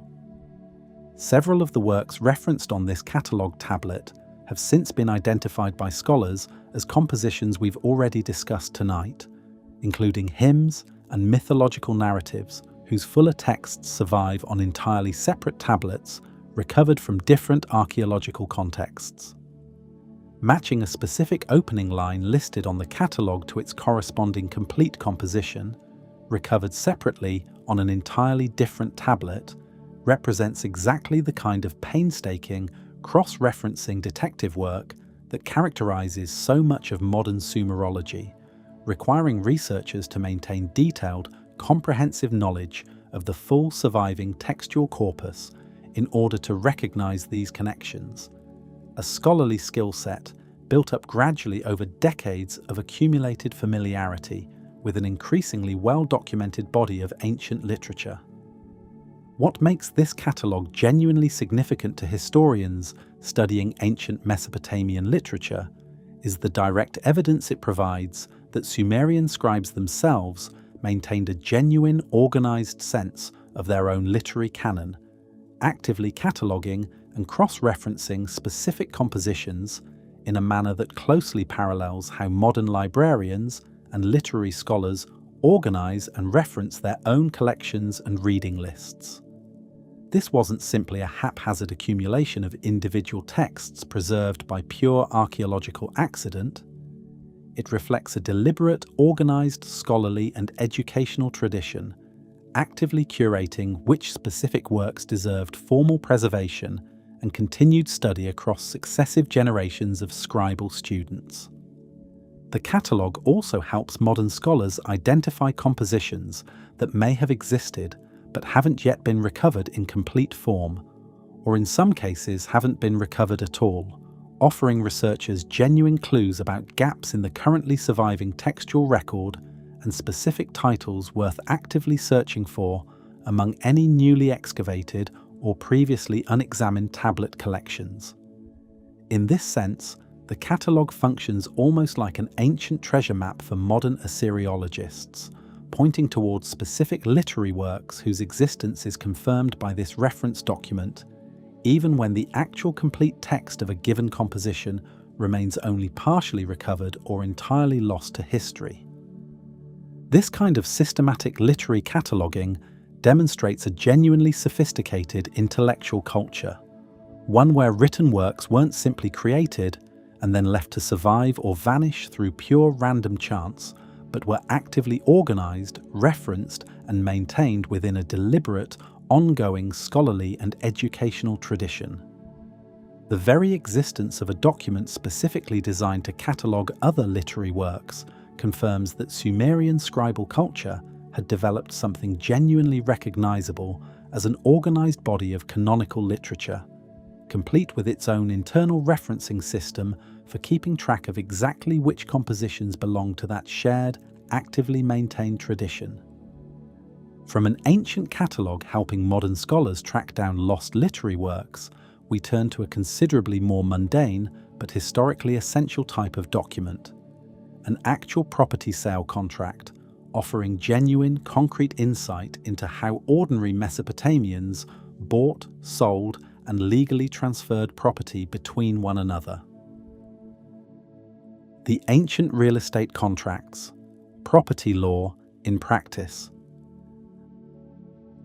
Among the many thousands of surviving administrative tablets recovered from across ancient Mesopotamia are numerous detailed property sale contracts, some dating back to the earliest periods of Sumerian civilization, recording in careful, precise detail the sale of houses, fields, orchards, and other real property between individual buyers and sellers, complete with witness lists, agreed prices, and specific boundary descriptions identifying exactly which property was being transferred. These contracts followed a genuinely standardized format that developed and remained remarkably consistent across many centuries of Mesopotamian legal practice, typically opening with a precise description of the property itself, including its physical boundaries described by reference to neighboring properties or other identifiable landmarks, followed by the names of the buyer and seller, the agreed purchase price, and crucially, a formal declaration that the seller had received full payment and that the transaction was now considered complete and legally binding. This remarkable consistency in contract format across many centuries and multiple different cities suggests a genuinely widely shared, standardized legal template that Mesopotamian scribes learned and applied consistently as part of their basic professional training, functioning much like a modern legal boilerplate template that ensures every contract includes the same essential, legally necessary elements, regardless of which specific scribe happens to be drafting a given document or which particular city that scribe happens to be working in at the time. What makes these contracts genuinely valuable to modern historians is the witness list nearly always included at the end of the document, typically naming several individuals who had personally observed the transaction and could, if necessary, later attest to its validity should any future dispute arise regarding the property's ownership.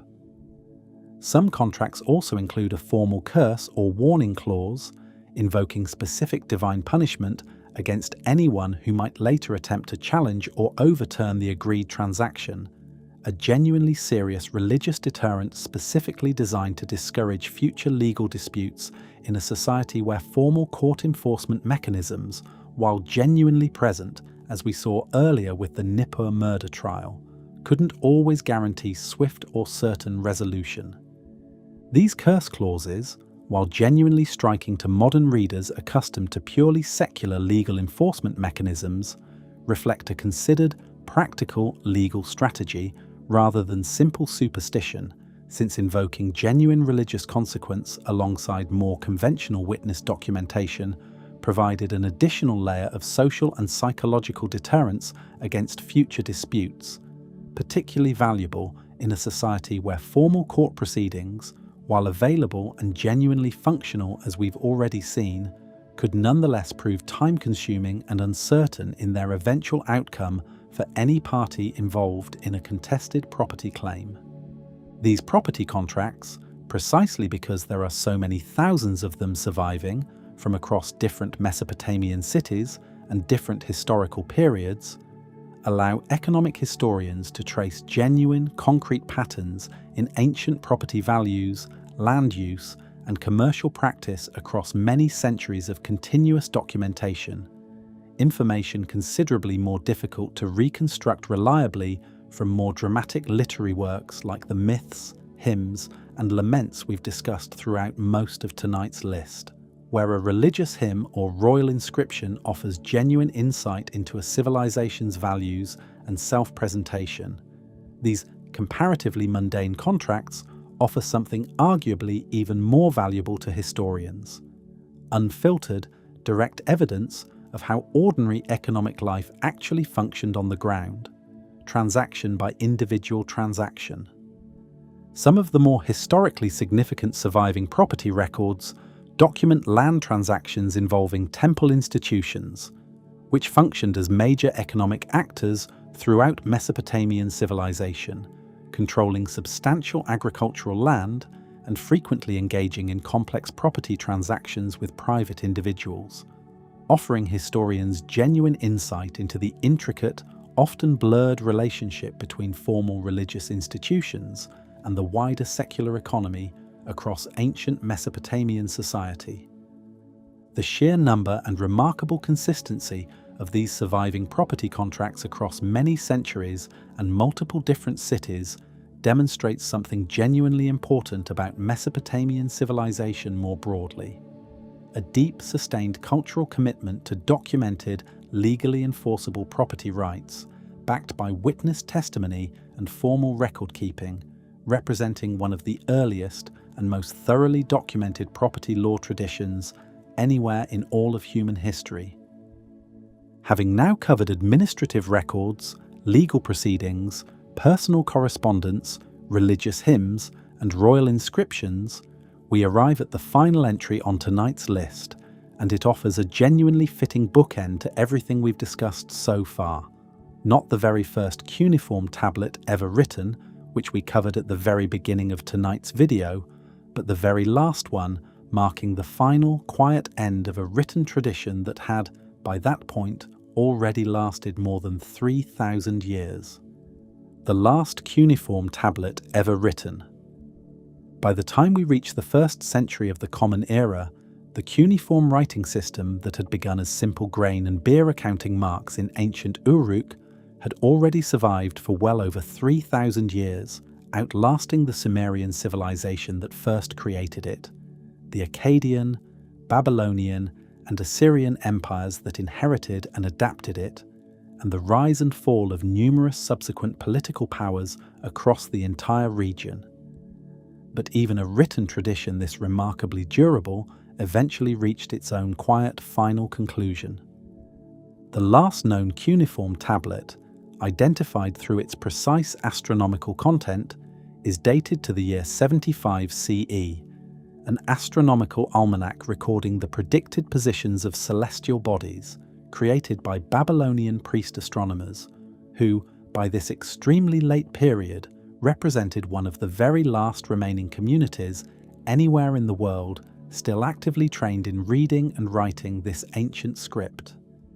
By this point, cuneiform had already been almost entirely replaced across the wider region by alphabetic scripts, considerably easier to learn and considerably more practical for everyday administrative and commercial use, and the small number of remaining specialists still capable of producing genuine cuneiform texts were increasingly limited to a narrow, specialized priestly caste, maintaining traditional astronomical and religious knowledge specifically because that particular body of accumulated technical expertise remained genuinely valuable and difficult to fully translate into the newer, simpler writing systems that had already displaced cuneiform for nearly every other practical purpose. This final generation of cuneiform literate priest astronomers maintained a genuinely remarkable, continuous tradition of astronomical observation, stretching back many centuries, having accumulated detailed, systematically recorded data tracking lunar cycles, planetary movements, and eclipse patterns across a span of time considerably longer than any comparable astronomical record maintained anywhere else in the ancient world,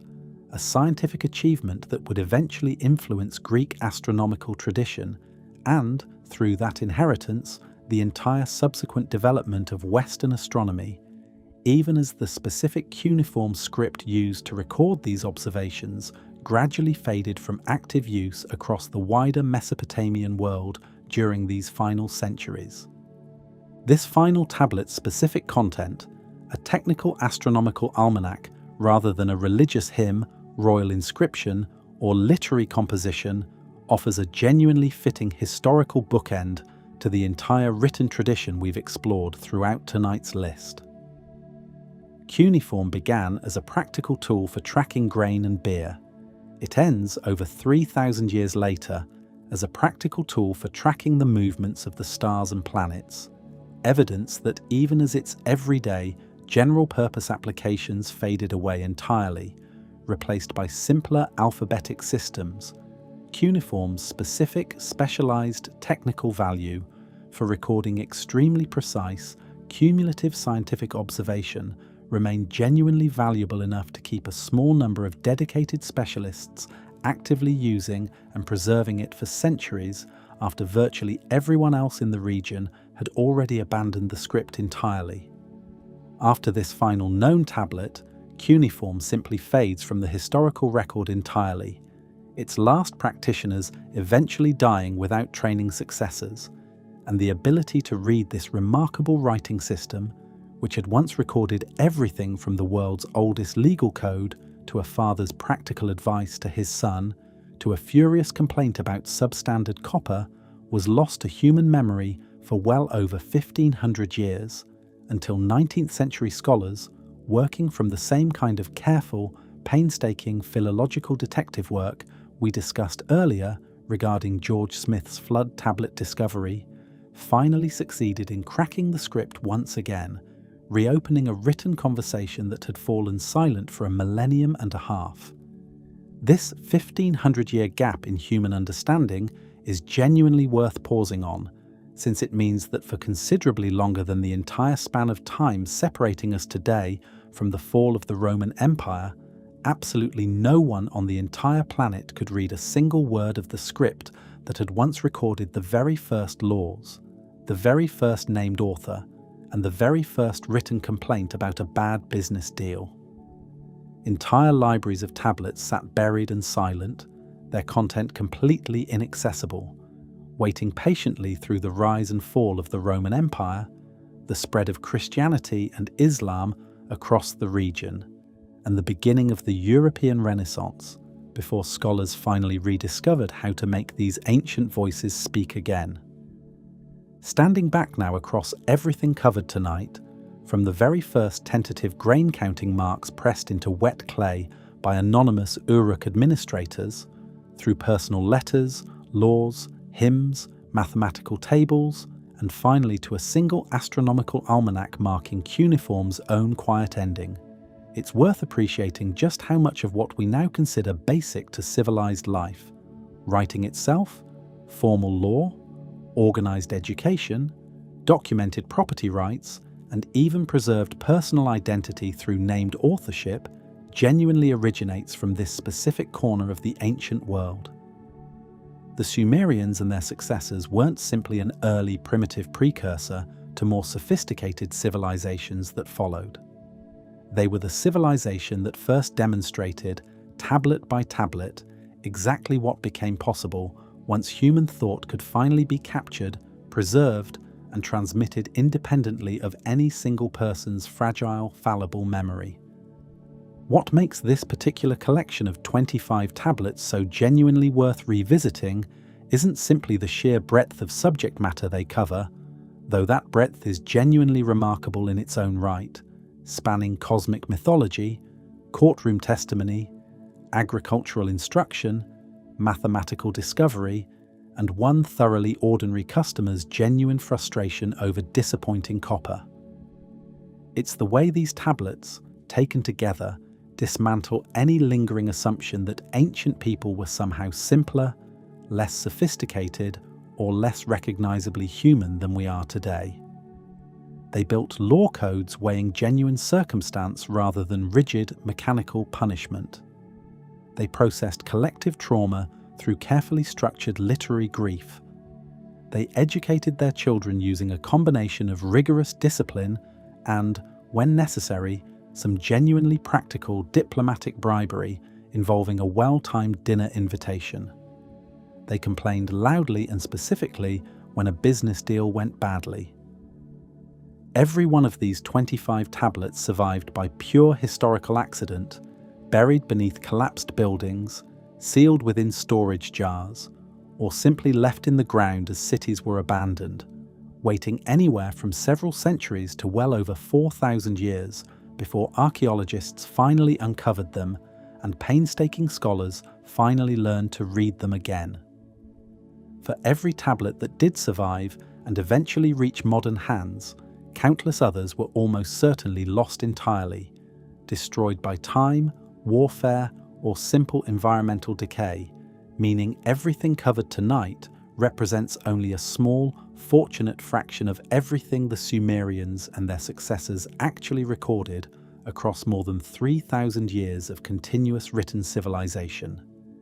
That fact alone is worth sitting with for a moment. The oldest customer complaint on Earth survived purely by chance. The very first named author in human history was rediscovered only because enough copies of her work happened to be preserved and eventually excavated.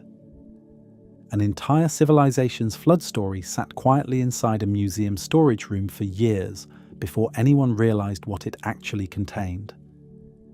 Given how much has already been recovered through sheer patient archaeological work and continued scholarly dedication,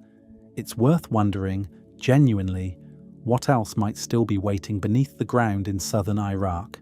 in museum storage rooms not yet fully catalogued, or in tablet fragments sitting quietly in a drawer somewhere, simply waiting for the next George Smith or the next Denise Schmant Besserat to recognize exactly what they're actually looking at. If you enjoyed this video, please like and subscribe to our channel so you never miss out on more fascinating stories.